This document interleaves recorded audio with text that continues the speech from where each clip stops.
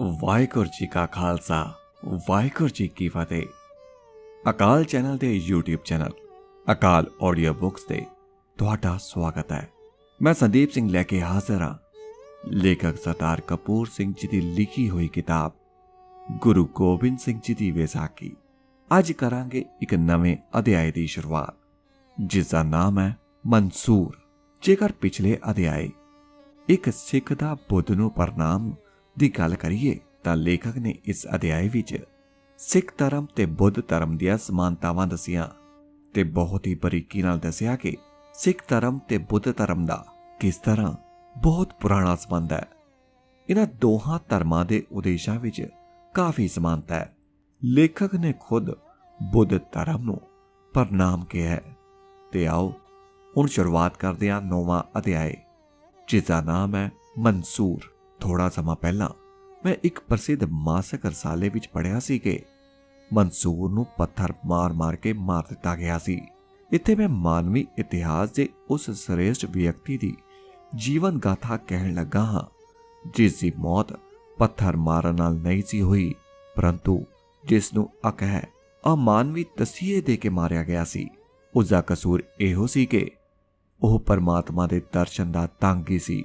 ਇਸਲਾਮੀ ਰਹੱਸਵਾਦ ਜਿਸ ਨੂੰ ਸੂਫੀਵਾਦ ਵੀ ਕਿਹਾ ਜਾਂਦਾ ਹੈ ਦਾ ਪਿਛੋਕੜ ਕਈ ਵਾਰ ਈਸਾਈ ਧਰਮ ਨਾਲ ਜੋੜਿਆ ਜਾਂਦਾ ਹੈ ਤੇ ਕਈ ਵਾਰ ਬੁੱਧ ਧਰਮ, ਹਿੰਦੂ ਧਰਮ ਅਤੇ ਪਾਰਸੀ ਧਰਮ ਨਾਲ। ਪਰ ਮੁਸਲਮਾਨ ਰਹੱਸਵਾਦੀਆਂ ਨੇ ਸੂਫੀਵਾਦ ਨੂੰ ਹਮੇਸ਼ਾ ਕੁਰਾਨ ਅਤੇ ਹਦੀਸ ਉੱਤੇ ਆਧਾਰਿਤ ਮੰਨਿਆ ਅਤੇ ਉਹ ਕਿਸੇ ਗੈਰ ਇਸਲਾਮੀ ਸਰੋਤ ਦਾ ਕੋਈ ਪ੍ਰਭਾਵ ਸੂਫੀਵਾਦ ਉੱਪਰ ਸਵੀਕਾਰ ਨਹੀਂ ਕਰਦੇ। ਇਹ ਸੋਚ ਵਿਸ਼ੇਸ਼ ਕਰਕੇ ਮਨਸੂਰ ਦੀ ਮੌਤ ਤੋਂ ਮਗਰੋਂ ਵਧੇਰੇ ਹਾਵੀ ਹੋ ਰਹੀ ਹੈ। ਕੁਰਾਨ ਅਕਸਰ ਪ੍ਰਤੀਕਾਤਮਕ ਹੈ, ਭਾਵੇਂ ਇਸ ਨੂੰ ਰਹੱਸਵਾਦੀ ਰੰਗਤ ਵੀ ਦਿੱਤੀ ਗਈ ਹੈ। ਕੁਰਾਨ ਵਿੱਚ ਇੱਕ ਮੁਸਲਮਾਨ ਦੀ ਪਰਿਭਾਸ਼ਾ ਇੰਜ ਦਿੱਤੀ ਗਈ ਹੈ ਜੋ ਅਦਿੱਖ ਪਰਮ ਸੱਤਾ ਵਿੱਚ ਵਿਸ਼ਵਾਸ ਕਰਦਾ ਹੈ। ਉਹ ਹਰ ਰੋਜ਼ ਦੁਆ ਕਰਦਾ ਹੈ ਅਤੇ ਪਰਮਾਤਮਾ ਵੱਲੋਂ ਦਿੱਤੀ ਦਾਤ ਨੂੰ ਸਹੀ ਖਰਚ ਕਰਦਾ ਹੈ। ਅਦਿੱਖ ਸੱਤਾ ਬਾਰੇ ਕੁਰਾਨ ਦਾ ਕਹਿਣਾ ਹੈ ਕਿ ਇਹ ਤੁਹਾਡੀ ਆਪਣੀ ਆਤਮਾ ਹੈ। ਪਰਮਾਤਮਾ ਮਨੁੱਖ ਦੇ ਉਸ ਦੀ ਸਾਹ ਰਗ ਨਾਲੋਂ ਵੀ ਵੱਧ ਨੇੜੇ ਹੈ। ਪਰਮਾਤਮਾ ਮਨੁੱਖ ਦੇ ਇੰਨਾ ਨੇੜੇ ਹੈ ਜਿੰਨੀ ਉਸਦੇ ਦਿਲ ਨੂੰ ਖੂਨ ਦੇਣ ਵਾਲੀ ਨਾੜ ਵੀ ਨਹੀਂ। ਇੱਕ ਹੋਰ ਥਾਂ ਕੁਰਾਨ ਵਿੱਚ ਜੋਤ ਨੂੰ ਅਦਿੱਖ ਸੱਤਾ ਦਾ ਜ਼ਰੂਰੀ ਤੱਤ ਦਰਸਾਇਆ ਗਿਆ ਹੈ। ਸੂਰਜ ਅਤੇ ਧਰਤੀ ਉੱਪਰ ਜੋਤ ਦਾ ਨਾਮ ਪਰਮਾਤਮਾ ਹੈ। ਇਹੋ ਸਿਧਾਂਤ ਸਿੱਖ ਧਰਮ ਦੇ ਧਰਮ ਗ੍ਰੰਥ ਗੁਰੂ ਗ੍ਰੰਥ ਸਾਹਿਬ ਵਿੱਚ ਦਰਸਾਇਆ ਗਿਆ ਹੈ। ਸਭ ਮੈਂ ਜੋਤ ਜੋਤ ਹੈ ਸੋਈ। ਇਹਨਾਂ ਪਦਾਂ ਤੋਂ ਹੀ ਸੂਫੀ ਦਰਵੇਸ਼ਾਂ ਨੇ ਪਰਮ ਸੱਤਾ ਦੇ ਸਮੂਹ ਜਗਤ ਦੇ ਰਚਨਹਾਰ ਅਤੇ ਉਸ ਅੰਦਰ ਵਿਦਮਾਨ ਸਰਬ ਈਸ਼ਵਰਵਾਦ ਦੇ ਸਿਧਾਂਤ ਅਤੇ ਸਮੂਹ ਰਚਨਾ ਅੰਦਰ ਰਚਨਹਾਰ ਦੇ ਵਿਦਮਾਨ ਹੋਣ ਦੀ ਵਿਚਾਰਧਾਰਾ ਖੜੀ ਕੀਤੀ। ਹਦੀਸ ਦੀ ਪ੍ਰਮਾਣਿਕਤਾ ਦੇ ਹੱਕ ਵਿੱਚ ਉਹ ਕੁਰਾਨ ਵਿੱਚੋਂ ਹੇਠ ਲਿਖੇ ਪਦ ਦਾ ਹਵਾਲਾ ਦਿੰਦੇ ਹਨ। ਅਸੀਂ ਤੁਹਾਡੇ ਲਈ ਤੁਹਾਡੇ ਵਿੱਚੋਂ ਇੱਕ ਪੈਗੰਬਰ ਭੇਜਿਆ ਹੈ। ਉਹ ਸਾਡੀ ਬਾਣੀ ਤੁਹਾਨੂੰ ਪੜ੍ਹ ਕੇ ਸੁਣਾਉਂਦਾ ਹੈ, ਤੁਹਾਨੂੰ ਪਾਵਨ ਕਰਦਾ ਹੈ, ਤੁਹਾਡੇ ਲਈ ਪਾਕ ਪੁਸਤਕ ਦਾ ਗਿਆਨ ਪੜ੍ਹ ਕੇ ਸੁਣਾਉਂਦਾ ਹੈ ਅਤੇ ਤੁਹਾਨੂੰ ਇਹ ਸਭ ਗਿਆਨ ਦਿੰਦਾ ਹੈ ਜੋ ਪਹਿਲਾਂ ਤੁਹਾਡੇ ਪਾਸ ਨਹੀਂ। ਇਸਲਾਮੀ ਰਹੱਸਵਾਦ ਜਿਸ ਨੂੰ ਸੂਫੀਵਾਦ ਕਿਹਾ ਜਾਂਦਾ ਹੈ ਦਾ ਆਰੰਭ ਬਜੀਦ ਨਾਲ ਹੁੰਦਾ ਹੈ ਜੋ 909 ਈਸਵੀ ਵਿੱਚ ਫੌਤ ਹੋਇਆ। ਇਸ ਉਪਰੰਤ ਬਗਦਾਦ ਵਾਸੀ ਜ਼ੁਨੈਦ ਦਾ ਨਾਮ ਆਉਂਦਾ ਹੈ। ਉਸਦੇ ਜੀਵਨ ਬਾਰੇ ਕੋਈ ਬਹੁਤੀ ਜਾਣਕਾਰੀ ਉਪਲਬਧ ਨਹੀਂ, ਹਾਲਾਂਕਿ ਉਹ ਆਪਣੇ ਸਮੇਂ ਦੇ ਹੋਰ ਸੂਫੀ ਸੰਤਾਂ ਨਾਲੋਂ ਵਧੇਰੇ ਸਤਿਕਾਰਿਤ ਸੀ। ਆਪਣੇ ਰਹੱਸਮਈ ਅਨੁਭਵਾਂ ਦਾ ਜ਼ਿਕਰ ਕਰਦੇ ਹੋਏ ਉਹਨਾਂ ਇੱਕ ਵਾਰ ਲਿਖਿਆ ਕਿ ਇਹ ਲਗਾਤਾਰ ਬਲਦੀ ਅੱਗ ਦੀ ਲੋ ਦੀ ਤਰ੍ਹਾਂ ਹੈ, ਲਗਾਤਾਰ ਵਹਿੰਦੇ ਝਰਨੇ ਦੀ ਤਰ੍ਹਾਂ ਹੈ, ਇੱਕ ਨਿਰੰਤਰ ਕਲਾ ਜਿਸ ਵਿੱਚ ਕੋਈ ਪਹਿਚਾਣੀ ਵਸਤੂ ਨਜ਼ਰ ਨਹੀਂ ਆਉਂਦੀ। ਇਹ ਆਪਣੇ ਤੀਬਰ ਵੇਗ ਕਾਰਨ ਕਲਪਨਾ ਤੋਂ ਅਤੇ ਸਹਿਣਸ਼ੀਲਤਾ ਤੋਂ ਪਰੇ ਹੈ। ਰਹੱਸਮਈ ਅਨੁਭਵਾਂ ਦੇ ਹੋਣ ਦਾ ਇਹ ਬਿਆਨ ਗੁਰੂ ਗ੍ਰੰਥ ਸਾਹਿਬ ਵਿੱਚ ਦਰਜ ਅਜਿਹੇ ਕਈ ਬਿਆਨਾਂ ਦੀ ਤਰ੍ਹਾਂ ਹੈ। ਯੋਗ ਨਾਲ ਸੰਬੰਧਿਤ ਗ੍ਰੰਥਾਂ ਵਿੱਚ ਬਿਆਨ ਕੀਤੀ ਗਈ ਕੁੰਡਲਨੀ ਦੇ ਜਾਗਣ ਦੀ ਅਵਸਥਾ ਵੀ ਇਸ ਬਿਆਨ ਦੀ ਪ੍ਰੋੜਤਾ ਕਰਦੀ ਹੈ। ਕੁੰਡਲਨੀ ਦੇ ਜਾਗਣ ਨਾਲ ਜੀਵ ਦੀ ਹਿਊਮੇ ਆਪਣੇ ਸਵੈ ਕੇਂਦਰਿਤ ਖੋਲ ਨੂੰ ਤੋੜ ਕੇ ਪਰਮ ਸੱਤਾ ਨਾਲ ਇਕਮਿਕ ਹੋ ਜਾਂਦੀ ਹੈ। 880 ਈਸਵੀ ਦੇ ਲਗਭਗ ਬਗਦਾਦ ਵਿਖੇ ਉਸਦੇ ਸਕੂਲ ਵਿੱਚ ਇੱਕ ਨੌਜਵਾਨ ਵਿਦਿਆਰਥੀ ਦਾਖਲ ਹੋਇਆ ਜਿਸ ਦਾ ਰਹੱਸਵਾਦ ਪ੍ਰਤੀ ਰੁਝਾਨ ਸੀ। ਇਹ ਸਿੱਖਿਆਰਥੀ ਅਤਿਅੰਤ ਸੁੰਦਰ ਵੀ ਸੀ। ਉਹ 2 ਲਿਬਾਸ ਪਹਿਨਦਾ ਸੀ, ਅਤੇ ਆਪਣੇ ਹੀ ਖਿਆਲਾਂ ਵਿੱਚ ਖੋਇਆ ਰਹਿੰਦਾ ਸੀ। ਜਦੋਂ ਉਹ ਪਹਿਲੀ ਵਾਰ ਜ਼ੁਨੈਦ ਅੱਗੇ ਪੇਸ਼ ਹੋਇਆ ਤਾਂ ਜ਼ੁਨੈਦ ਨੇ ਉਸ ਨੂੰ ਕਿਹਾ ਸੀ ਉਸਦੇ ਖੂਨ ਨਾਲ ਸੂਲੀ ਰੰਗੀ ਜਾਵੇਗੀ। ਇਸ ਨੌਜਵਾਨ ਵਿਦਿਆਰਥੀ ਦਾ ਨਾਮ ਸੀ ਮੁਗੀਤ ਅਲ ਹੁਸੈਨ ਬਿਨ ਮੰਸੂਰ ਬਿਨ ਮੁਹੰਮਦ ਬਿਨ ਅਲ ਬੈਦਵੀ ਅਲ ਹਲਾਜ। ਉਹ ਜ਼ਰਤੁਸ ਦੇ ਫਰਾਂਸ ਦੇ ਇੱਕ ਨਾਗਰਿਕ ਪੈਰੋਕਾਰ ਦਾ ਪੋਤਰਾ ਸੀ ਅਤੇ ਅਲ ਹਲਾਜ ਨਾਂ ਦੇ ਇੱਕ ਰੂਹ ਪਿੰਜਣ ਵਾਲੇ ਦਾ ਪੁੱਤਰ ਸੀ। ਉਸ ਦਾ ਜਨਮ ਫਾਰਸ ਪ੍ਰਾਂਤ ਦੇ ਅਲ ਬੈਅਦਾ ਕਸਬੇ ਦੇ ਨੇੜੇ ਅਲ ਤੂਰ ਵਿਖੇ ਹੋਇਆ। ਉਸਦੇ ਦਾਦਾ ਦਾ ਨਾਂ ਸਹਾਬੀ ਅਬੂ ਅਯੂਬ ਸੀ। ਮਨਸੂਰ ਨੇ 6 ਵਰ੍ਹੇ ਜੁਨੈਦ ਦੀ ਸ਼ਾਗਿਰਦੀ ਕੀਤੀ। ਉਪਰੰਤ ਮਨਸੂਰ ਮੱਕੇ ਦੀ ਜ਼ੀਰਤ ਹੇਠ ਚਲਾ ਗਿਆ।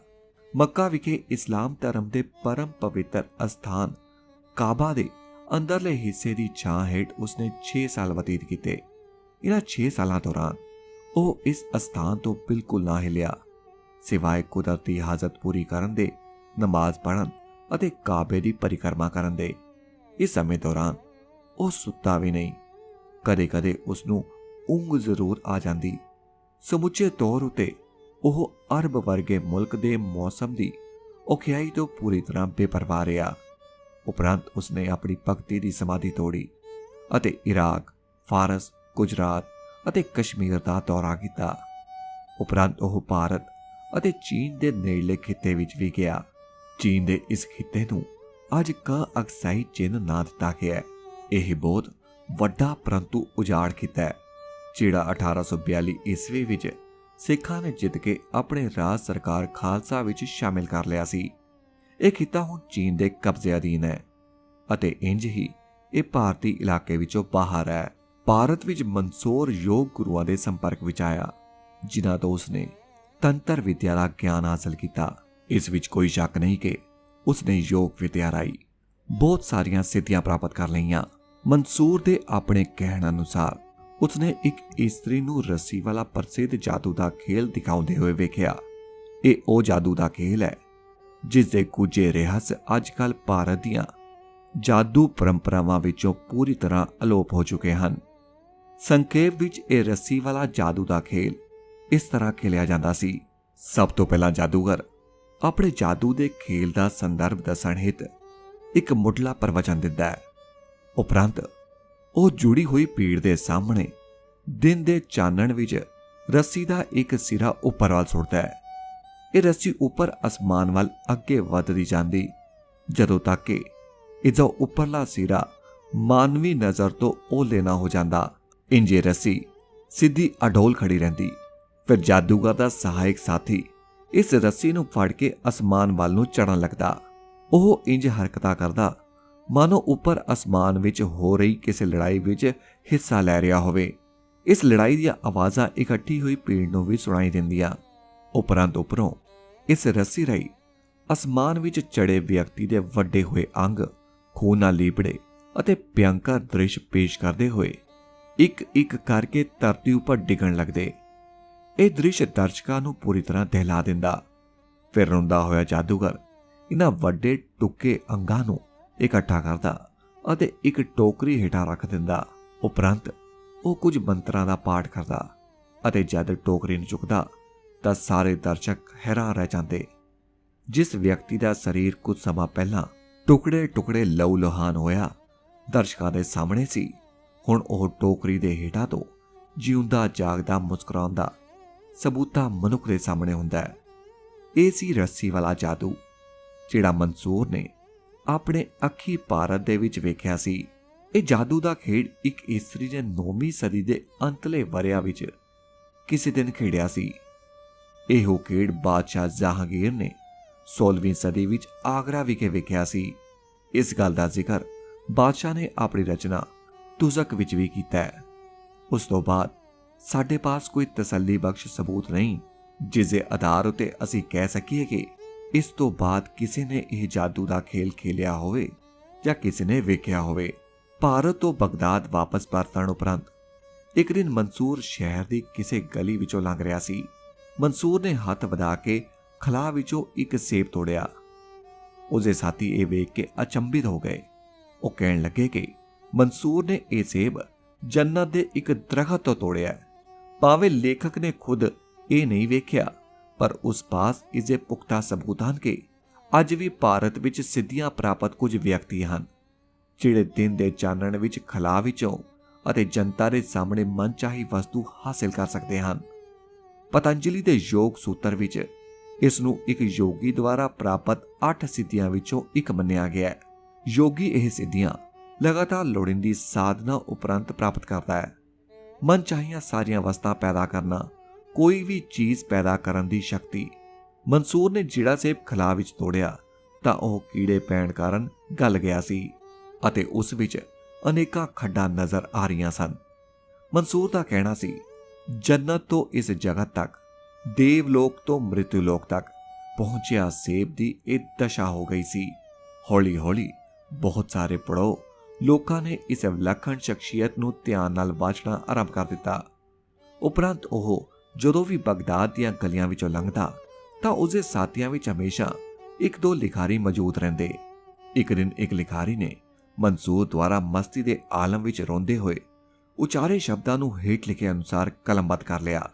ਇਸ ਸਮੇਂ ਮਨਸੂਰ ਸ਼ਹਿਰ ਦੇ ਮੁੱਖ ਬਾਜ਼ਾਰ ਵਿੱਚ ਘੁੰਮ ਰਿਹਾ ਸੀ। ਮੈਨੂੰ ਪਰਮਾਤਮਾ ਦੇ ਸਨਮੁਖ ਹੋਣ ਤੋਂ ਲੁਕਾ ਲਿਓ। ਪਰਮਾਤਮਾ ਨੇ ਮੈਨੂੰ ਆਨੰਦ ਨਾਲ ਭਰ ਦਿੱਤਾ ਹੈ। ਉਹ ਮੈਨੂੰ ਆਪਾ ਨਹੀਂ ਮੋੜਨ ਲੱਗਿਆ, ਸੋ ਮੈਂ ਉਸਦੀ ਪ੍ਰਸ਼ੰਸਾ ਨਹੀਂ ਕਰ ਸਕਦਾ। ਪਰਮਾਤਮਾ ਨੇ ਸਮੂਹ ਮਾਨਵਤਾ ਨੂੰ ਆਪਣੀ ਮਰਜ਼ੀ ਅਨੁਸਾਰ ਪੈਦਾ ਕੀਤਾ। ਜੋ ਉਹ ਮਾਨਵਤਾ ਦੇ ਸਨਮੁਖ ਚਮਕਦਾ ਹੈ ਜਾਂ ਖੁਦ ਨੂੰ ਲੁਕੋ ਕੇ ਰੱਖਦਾ ਹੈ ਤਾਂ ਇਸ ਦਾ ਕਾਰਨ ਹੈ ਮਾਨਵਤਾ ਦੀ ਸਹਾਇਤਾ ਕਰਨੀ। ਜੇ ਪਰਮਾਤਮਾ ਆਪਣੀ ਚਮਕ ਛੱਡ ਦੇਵੇ ਤਾਂ ਸਾਰੇ ਉਸਦੀ ਹੋਂਦ ਤੋਂ ਇਨਕਾਰੀ ਹੋ ਜਾਣਗੇ ਅਤੇ ਜੇ ਉਹ ਖੁਦ ਨੂੰ ਲੁਕੋ ਕੇ ਨਾ ਰੱਖੇ ਤਾਂ ਸਾਰੇ ਚੁੰਦਿਆ ਜਾਣਗੇ। ਇਹੋ ਕਾਰਨ ਹੈ ਕਿ ਉਹ ਹਰ ਇੱਕ ਲਈ ਵੱਖ-ਵੱਖ ਹੈ। ਮੇਰੇ ਲਈ ਪਰਮਾਤਮਾ ਦਾ ਕੋਈ ਪਰਦਾ ਨਹੀਂ, ਇੱਥੋਂ ਤੱਕ ਕਿ ਮੇਰੇ ਅਤੇ ਪਰਮਾਤਮਾ ਵਿਚਕਾਰ ਤਾਂ ਇੱਕ ਪਲਕ ਝਪਕਣ ਜਿੰਨਾ ਵੀ ਵਖਰੇਵਾ ਨਹੀਂ। ਹੁਣ ਮੇਰੇ ਲਈ ਸ਼ਾਂਤੀ ਦਾ ਸਮਾਂ, ਜਦੋਂ ਮੇਰੀ ਜੀਵਾਤਮਾ ਉਹ ਪਰਮਾਤਮਾ ਵਿੱਚ ਖੋ ਜਾਵੇਗੀ। ਮੇਰੀ ਦੇਹ ਉਸਦੀ ਸਰਬ ਸਮਰੱਥਾ ਦੀ ਬਲਦੀ ਅੱਗ ਵਿੱਚ ਭਸਮ ਹੋ ਜਾਵੇਗੀ। ਫਿਰ ਇਸ ਧਰਤੀ ਉੱਪਰ ਮੇਰੇ ਵਜੂਦ ਦਾ ਕੋਈ ਨਿਸ਼ਾਨ, ਕੋਈ ਚਿਹਰਾ, ਕੋਈ ਸ਼ਬਦ ਨਹੀਂ ਰਹਿ ਜਾਵੇਗਾ। ਜਦ ਮਨਸੂਰ 50 ਵਰ੍ਹਿਆਂ ਦਾ ਹੋ ਗਿਆ ਤਾਂ ਉਹ ਅਲ ਮਨਸੂਰ ਦੀ ਮਸਜਿਦ ਅੰਦਰ ਗਿਆ ਅਤੇ ਆਪਣੇ ਮਿੱਤਰ ਸਿਬਲੀ ਬਾਰੇ ਜਾਣਨਾ ਚਾਹਿਆ। ਇਸ ਮਿੱਤਰ ਦਾ ਨਾਂ ਹਮੇਸ਼ਾ ਲਈ ਉਸ ਦੇ ਨਾਂ ਨਾਲ ਜੁੜ ਗਿਆ। ਸਿਬਲੀ ਤੁਰਕੀ ਦਾ ਇੱਕ ਅਮੀਰਜ਼ਾਦਾ ਸੀ ਅਤੇ ਇੱਕ ਪ੍ਰਸਿੱਧ ਕਵੀ ਵੀ। ਜਦੋਂ ਮਨਸੂਰ ਨੂੰ ਸ਼ਹੀਦ ਕਰਨ ਦਾ ਫੈਸਲਾ ਹੋ ਗਿਆ ਤਾਂ ਮਾਰੇ ਜਾਣ ਤੋਂ ਪਹਿਲਾਂ ਉਸ ਨੂੰ ਬਗਦਾਦ ਸ਼ਹਿਰ ਦੀਆਂ ਗਲੀਆਂ ਵਿੱਚੋਂ ਜਲੂਸ ਦੀ ਸ਼ਕਲ ਵਿੱਚ ਲਿਜਾਇਆ ਗਿਆ। ਇਸ ਦੇ ਪਿੱਛੇ ਮਨੋਰਥ ਇਹ ਸੀ ਕਿ ਸਮੁੱਚੇ ਸ਼ਹਿਰ ਦੀ ਜਨਤਾ ਇਸ ਨੂੰ ਗੁਨਹਗਾਰ ਮੰਨ ਕੇ ਉਸ ਨੂੰ ਸਜ਼ਾ ਦੇਵੇ। ਸ਼ਾਹੀ ਹੁਕਮ ਅਨੁਸਾਰ ਹਰ ਦੇਖਣ ਵਾਲੇ ਨੂੰ ਮਨਸੂਰ ਦੇ ਪੱਥਰ ਮਾਰਨਾ ਸੀ। ਸ਼ਿਬਲੀ ਦੇ ਸ਼ਾਹੀ ਹੁਕਮ ਦੀ ਤਾਮੀਲ ਨਾ ਕੀਤੀ, ਪਰੰਤੂ ਉਸਨੇ ਪੱਥਰ ਮਾਰਨ ਦੀ ਬਜਾਏ ਮਨਸੂਰ ਦੇ ਇੱਕ ਫੁੱਲ ਮਾਰਿਆ। ਫੁੱਲ ਦੇ ਵੱਜਦਿਆਂ ਹੀ ਮਨਸੂਰ ਜ਼ਾਰੋ ਜ਼ਾਰ ਰੋਇਆ। ਮਨਸੂਰ ਨੂੰ ਦੁੱਖ ਇਸ ਗੱਲ ਦਾ ਸੀ ਕਿ ਘੱਟੋ ਘੱਟ ਸ਼ਿਬਲੀ ਨੂੰ ਤਾਂ ਇਸ ਅਧਿਆਤਮਕ ਰਹੱਸ ਬਾਰੇ ਪਤਾ ਹੋਣਾ ਚਾਹੀਦਾ ਸੀ ਅਤੇ ਇਸ ਲਈ ਉਸ ਨੂੰ ਮਨਸੂਰ ਦੇ ਫੁੱਲ ਵੀ ਨਹੀਂ ਮਾਰਨਾ ਚਾਹੀਦਾ ਸੀ। ਮਨਸੂਰ ਦੇ ਜੀਵਨ ਦੇ ਆਖਰੀ ਪਲਾਂ ਬਾਰੇ ਇਹ ਗਾਥਾ ਸਾਡੇ ਤੱਕ ਪਹੁੰਚੀ ਹੈ। ਸ਼ਿਬਲੀ ਦਾ ਫੁੱਲ ਮਾਰਨਾ ਆਮ ਜਨਤਾ ਦੇ ਮਨਾਂ ਅੰਦਰ ਇੱਕ ਅਜਿਹੇ ਕਾਰਜ ਦਾ ਪ੍ਰਤੀਕ ਬਣ ਗਿਆ ਜਿਹੜਾ ਵਿਸ਼ੇਸ਼ ਤੌਰ ਤੇ ਅਸਹਿਣਸ਼ੀਲ ਹੋਵੇ, ਖਾਸ ਤੌਰ ਉੱਤੇ ਜਦੋਂ ਅਜਿਹੇ ਕਾਰਜ ਦੇ ਕਰਤਾ ਪਾਸੋਂ ਵਧੇਰੇ ਸਿਆਣਪ ਭਰਪੂਰ ਕਾਰਜ ਦੀ ਆਸ ਹੋਵੇ। ਸ਼ਿਬਲੀ ਦੇ ਸਾਹਮਣੇ ਪਹੁੰਚਦਿਆਂ ਮਨਸੂਰ ਨੇ ਸਿਰਫ ਇੰਨਾ ਹੀ ਕਿਹਾ, ਅਨ ਅਲ ਹਕ। ਅਖੀਰ ਮਨਸੂਰ ਅਲ ਹਲਾਜ ਇਹੋ ਬਿਆਨ ਉਸਦੀ ਵਹਿਸ਼ਾਨਾ ਮੌਤ ਦੀ ਕਾਨੂੰਨੀ ਉਚਤਾ ਬਣਿਆ। ਇਸਲਾਮੀ ਸਮਾਜ ਦੇ ਵਿੱਚ ਇਸ ਬਿਆਨ ਦੇ ਇਹੋ ਅਰਥ ਲਏ ਗਏ ਹਨ ਕਿ ਮਨਸੂਰ ਖੁਦ ਨੂੰ ਅੱਲਾਹ ਕਹਿੰਦਾ ਸੀ। ਇਹ ਗੰਭੀਰ ਗੁਨਾਹ ਸੀ ਅਤੇ ਇਸਲਾਮ ਦੇ ਧਰਮ ਸ਼ਾਸਤਰ ਅਨੁਸਾਰ ਮਨੁੱਖ ਦੀ ਪਰਮਾਤਮਾ ਨਾਲ ਸਮਾਨਤਾ ਅਤੇ ਏਕਤਾ ਅੱਤ ਦਾ ਕੁਫਰ ਹੈ, ਕਿਉਂਕਿ ਮਨੁੱਖ ਪਰਮਾਤਮਾ ਦੀ ਕਿਰਤ ਅਤੇ ਉਸਦਾ ਦਾਸ ਹੈ। ਪਰੰਤੂ ਜੇਕਰ ਇਸ ਬਿਆਨ ਨੂੰ ਨਿਰਪੱਖ ਹੋ ਕੇ ਵਧੇਰੇ ਧੀਰਜ ਨਾਲ ਸਮਝਣ ਅਤੇ ਵਿਸ਼ਲੇਸ਼ਣ ਕਰਨ ਦਾ ਯਤਨ ਕੀਤਾ ਜਾਵੇ ਤਾਂ ਇਹ ਸਪਸ਼ਟ ਹੋ ਜਾਂਦਾ ਹੈ ਕਿ ਮਨਸੂਰ ਅਲ ਹਲਾਜ ਉਪਨਿਸ਼ਦਾਂ ਦੇ ਇਸ ਮਹਾਵਾਕ ਆਹ ਬ੍ਰਹਮ ਦਾ ਅਰਬੀ ਭਾਸ਼ਾ ਵਿੱਚ ਬਿਆਨ ਸੀ। ਇਸ ਤੋਂ ਇਹ ਭਾਵ ਬਿਲਕੁਲ ਨਹੀਂ ਨਿਕਲਦਾ ਕਿ ਉਹ ਪਰਮਾਤਮਾ ਨਾਲ ਸਮਾਨਤਾ ਜਾਂ ਸਮੁੱਚੀ ਇੱਕ ਮਿਕਤਾ ਦਾ ਦਾਅਵਾ ਕਰ ਰਿਹਾ ਸੀ।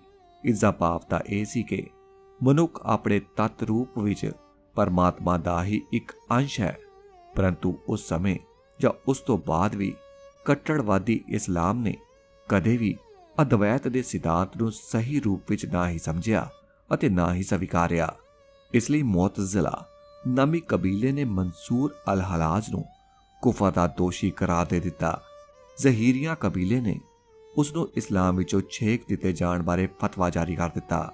ਜਿਸ ਸਮੇਂ ਮਨਸੂਰ ਅਲ-ਹਲਾਜ ਨੇ ਇਹ ਜਾਨਲੇਵਾ ਬਿਆਨ ਦਿੱਤਾ, ਉਸ ਸਮੇਂ ਸ਼ਿਬਲੀ ਦੇ ਪਾਸ ਕਾਫੀ ਸ਼ਾਗਿਰਦ ਮੌਜੂਦ ਸਨ। ਇੰਜ ਮਨਸੂਰ ਦੇ ਇਸ ਅਖੌਤੀ ਕੁਫਰ ਦੀ ਗੱਲ ਦੂਰ ਤੱਕ ਫੈਲ ਗਈ, ਪਰੰਤੂ ਮਨਸੂਰ ਹਰ ਗੱਲੋਂ ਬੇਖੌਫ ਬਗਦਾਦ ਦੀਆਂ ਗਲੀਆਂ ਵਿੱਚ ਘੁੰਮਦਾ ਰਿਹਾ। ਇਸ ਦਾ ਕਾਰਨ ਸ਼ਾਇਦ ਇਹ ਸੀ ਕਿ ਖਲੀਫਾ ਅਲ-ਮਕਤਦੀਰ ਅਤੇ ਵਜ਼ੀਰ ਹਮੀਦ ਦੀ ਮਾਤਾ ਰਾਣੀ ਸ਼ਗਾਬ ਮਨਸੂਰ ਦੇ ਹੱਕ ਵਿੱਚ ਸੀ ਅਤੇ ਉਸ ਦਾ ਸਤਿਕਾਰ ਕਰਦੀ ਸੀ। ਇਹ ਵਜ਼ੀਰ ਹਮੀਦ ਹੀ ਸੀ ਜਿਸ ਨੇ ਬਾਅਦ ਵਿੱਚ ਮਨਸੂਰ ਨੂੰ 7 ਮਹੀਨੇ ਚਲੇ ਮੁਕੱਦਮੇ ਤੋਂ ਬਾਅਦ ਮੌਤ ਦੀ ਸਜ਼ਾ ਦਿੱਤੀ ਸੀ। ਇਹ ਮੁਕੱਦਮਾ ਮਲਕੀ ਨਾਂ ਦੇ ਕਬੀਲੇ ਦੇ ਕਾਜ਼ੀ ਅਬੂ ਉਮਰ ਦੁਆਰਾ ਜਾਰੀ ਕੀਤੇ ਗਏ ਇੱਕ ਫਤਵੇ ਦੇ ਆਧਾਰ ਤੇ ਚੱਲਿਆ ਸੀ। ਖਲੀਫਾ ਦੇ ਦਰਬਾਰ ਦੇ ਬਹੁਤ ਸਾਰੇ ਉੱਚ ਅਧਿਕਾਰੀ ਅਤੇ ਦਰਬਾਰੀ ਵੀ ਮਨਸੂਰ ਅਲ-ਹਲਾਜ ਨੂੰ ਬਹੁਤ ਸਤਿਕਾਰ ਦਿੰਦੇ ਸਨ। ਇਸ ਸਟੇਜ ਉੱਪਰ ਮਨਸੂਰ ਦੀ ਸਾਧਨਾ ਅਤੇ ਭਗਤੀ ਨੇ ਉਸ ਨੂੰ ਪਰਪੱਕ ਕਰਵਾ ਦਿੱਤਾ ਸੀ ਕਿ ਉਸ ਵਾਸਤੇ ਪਰਮਾਤਮਾ ਦੀ ਖਾਤਰ ਜਾਨ ਦੇਣੀ ਜ਼ਰੂਰੀ ਬਣ ਗਈ ਹੈ। ਇਹ ਉਹ ਸੱਚਾਈ ਹੈ ਜਿਸ ਦਾ ਗੁਰੂ ਗ੍ਰੰਥ ਸਾਹਿਬ ਵਿੱਚ ਵੀ ਬਿਆਨ ਕੀਤਾ ਗਿਆ ਹੈ ਅਤੇ ਜਿਹੜੀ ਸਿੱਖ ਇਤਿਹਾਸ ਦਾ ਇੱਕ ਅੰਗ ਬਣ ਗਈ ਹੈ। ਇਹ ਸੱਚ ਸਹੀ ਸਿੱਖੀ ਮਾਰਗ ਉੱਪਰ ਸਫਲਤਾ ਸਹਿਤ ਵਿਚਾਰਨਾ ਸਿੱਖਣ ਵਾਸਤੇ ਇੱਕ ਸ਼ਰਤ ਹੈ। ਇਹ ਸੱਚ ਹੈ ਜੀਵਤਿਆਂ ਮਰ ਰਹੀ ਹੈ। ਜਦੋਂ ਮਨਸੂਰ ਅਲ-ਹਲਾਜ ਨੇ ਆਪਣੇ ਸਹਿਜ ਗਿਆਨ ਨੂੰ ਮਾਨਸਿਕ ਚਿੰਤਨ ਅਤੇ ਸਮਝ ਦੇ ਪੱਧਰ ਉੱਪਰ ਬਿਆਨ ਕਰਨ ਦਾ ਯਤਨ ਕੀਤਾ ਤਾਂ ਉਸਨੇ ਧਰਮ ਦੇ ਮਾਰਗ ਉੱਪਰ ਸਹੀ ਵਿਚਰਨ ਦੇ ਢੰਗ ਨੂੰ ਅੰਤਹੀਣ ਸੱਚਾਈ ਦੀ ਵੀ ਵਿਆਖਿਆ ਕਰ ਦਿੱਤੀ। ਉਸ ਦਾ ਹੁਣ ਵਿਸ਼ਵਾਸ ਬਣ ਗਿਆ ਕਿ ਉਸ ਲਈ ਹੁਣ ਖੁਦ ਨੂੰ ਪਰਮਾਤਮਾ ਅੱਗੇ ਕੁਰਬਾਨ ਕਰਨਾ ਜ਼ਰੂਰੀ ਹੈ। ਇਹ ਈਸਾ ਮਸੀਹ ਦੀ ਉਦਾਹਰਨ ਉੱਪਰ ਚੱਲਣ ਵਾਂਗ ਸੀ ਤਾਂ ਜੋ ਉਹ ਸਰਵ ਉੱਚ ਆਨੰਦ ਦੇ ਪਲ ਦੌਰਾਨ ਪਰਮਾਤਮਾ ਵਿੱਚ ਅਭੇਦ ਹੋ ਜਾਵੇ। ਆਪਣੇ ਮਨ ਅੰਦਰ ਇਸ ਵਿਸ਼ਵਾਸ ਨੂੰ ਪੱਕਾ ਕਰਕੇ ਇੱਕ ਦਿਨ ਉਹ ਅਲ-ਮਨਸੂਰ ਦੀ ਮਸਜਿਦ ਅੰਦਰ ਦਾਖਲ ਹੋ ਗਿਆ ਅਤੇ ਉੱਥੇ 71 ਸਮੂਹ ਨੂੰ ਇਸ ਤਰ੍ਹਾਂ ਮੁਖਾਤਿਬ ਹੋਇਆ, ਅੱਲਾ ਨੇ ਮੇਰਾ ਖੂਨ ਤੁਹਾਡੇ ਲਈ ਕਾਨੂੰਨ ਦੀ ਅਨੁਸਾਰੀ ਬਣਾ ਦਿੱਤਾ ਹੈ, ਇਸ ਲਈ ਮੈਨੂੰ ਮਾਰੋ। ਜਦੋਂ ਪਾਸ ਖੜੇ ਇੱਕ ਵਿਅਕਤੀ ਨੇ ਉਸ ਨੂੰ ਪੁੱਛਿਆ ਕਿ ਉਹ ਉਸ ਨੂੰ ਕਿਉਂ ਮਾਰਨ, ਤਾਂ ਉਸਨੇ ਉੱਤਰ ਦਿੱਤਾ, ਤਾਂ ਜੋ ਮੈਨੂੰ ਸ਼ਾਂਤੀ ਪ੍ਰਾਪਤ ਹੋ ਜਾਵੇ ਅਤੇ ਤੁਹਾਨੂੰ ਧਰਮ ਦੇ ਸਿਪਾਹੀ ਹੋਣ ਦਾ ਰੁਤਬਾ ਤੁਸੀਂ ਅਲ-ਗਾਜ਼ੀ ਬਣ ਸਕੋ ਤੇ ਮੈਂ ਇੱਕ ਸ਼ਹੀਦ। ਪਰੰਤੂ ਮਸਜਿਦ ਵਿੱਚ 71 ਸਮੂਹ ਵਿੱਚੋਂ ਕੋਈ ਵੀ ਵਿਅਕਤੀ ਉਸ ਨੂੰ ਮਾਰਨਾ ਨਹੀਂ ਸੀ ਚਾਹੁੰਦਾ। ਖਲੀਫਾ ਦੇ ਪ੍ਰਾਂਤ ਵਿੱਚ ਉਸ ਨੂੰ ਮਾਰਨ ਦੀ ਇੱਛਾ ਪੂਰੀ ਤਰ੍ਹਾਂ ਗੈਰ ਹਾਜ਼ਰ ਜਾਂ ਅਲੋਪ ਵੀ ਨਹੀਂ ਸੀ। ਖਲੀਫਾ ਅਧੀਨ ਨਾਗਰਿਕਾਂ ਵਿੱਚੋਂ ਹੰਬਲ ਨਾਂ ਦਾ ਇੱਕ ਕਬੀਲਾ ਸਭ ਤੋਂ ਵੱਧ ਕੱਟੜ ਸੀ। ਇਹ ਲੋਕ ਅਹਿਮਦ ਇਬਨ ਹੰਬਲ ਨਾਮੀ ਕੱਟੜ ਧਾਰਮਿਕ ਅਧਿਆਪਕ ਦੇ ਪੈਰੋਕਾਰ ਸਨ। ਹੰਬਲ ਦਾ ਮੰਨਣਾ ਸੀ ਇਤਿਹਾਦ ਮਨੁੱਖ ਦੀ ਪਰਮਾਤਮਾ ਨਾਲ ਏਕਤਾ ਦਾ ਸੰਕਲਪ ਸਭ ਤੋਂ ਵੱਡਾ ਤੇ ਗੰਭੀਰ ਕੁਫਰ ਸੀ।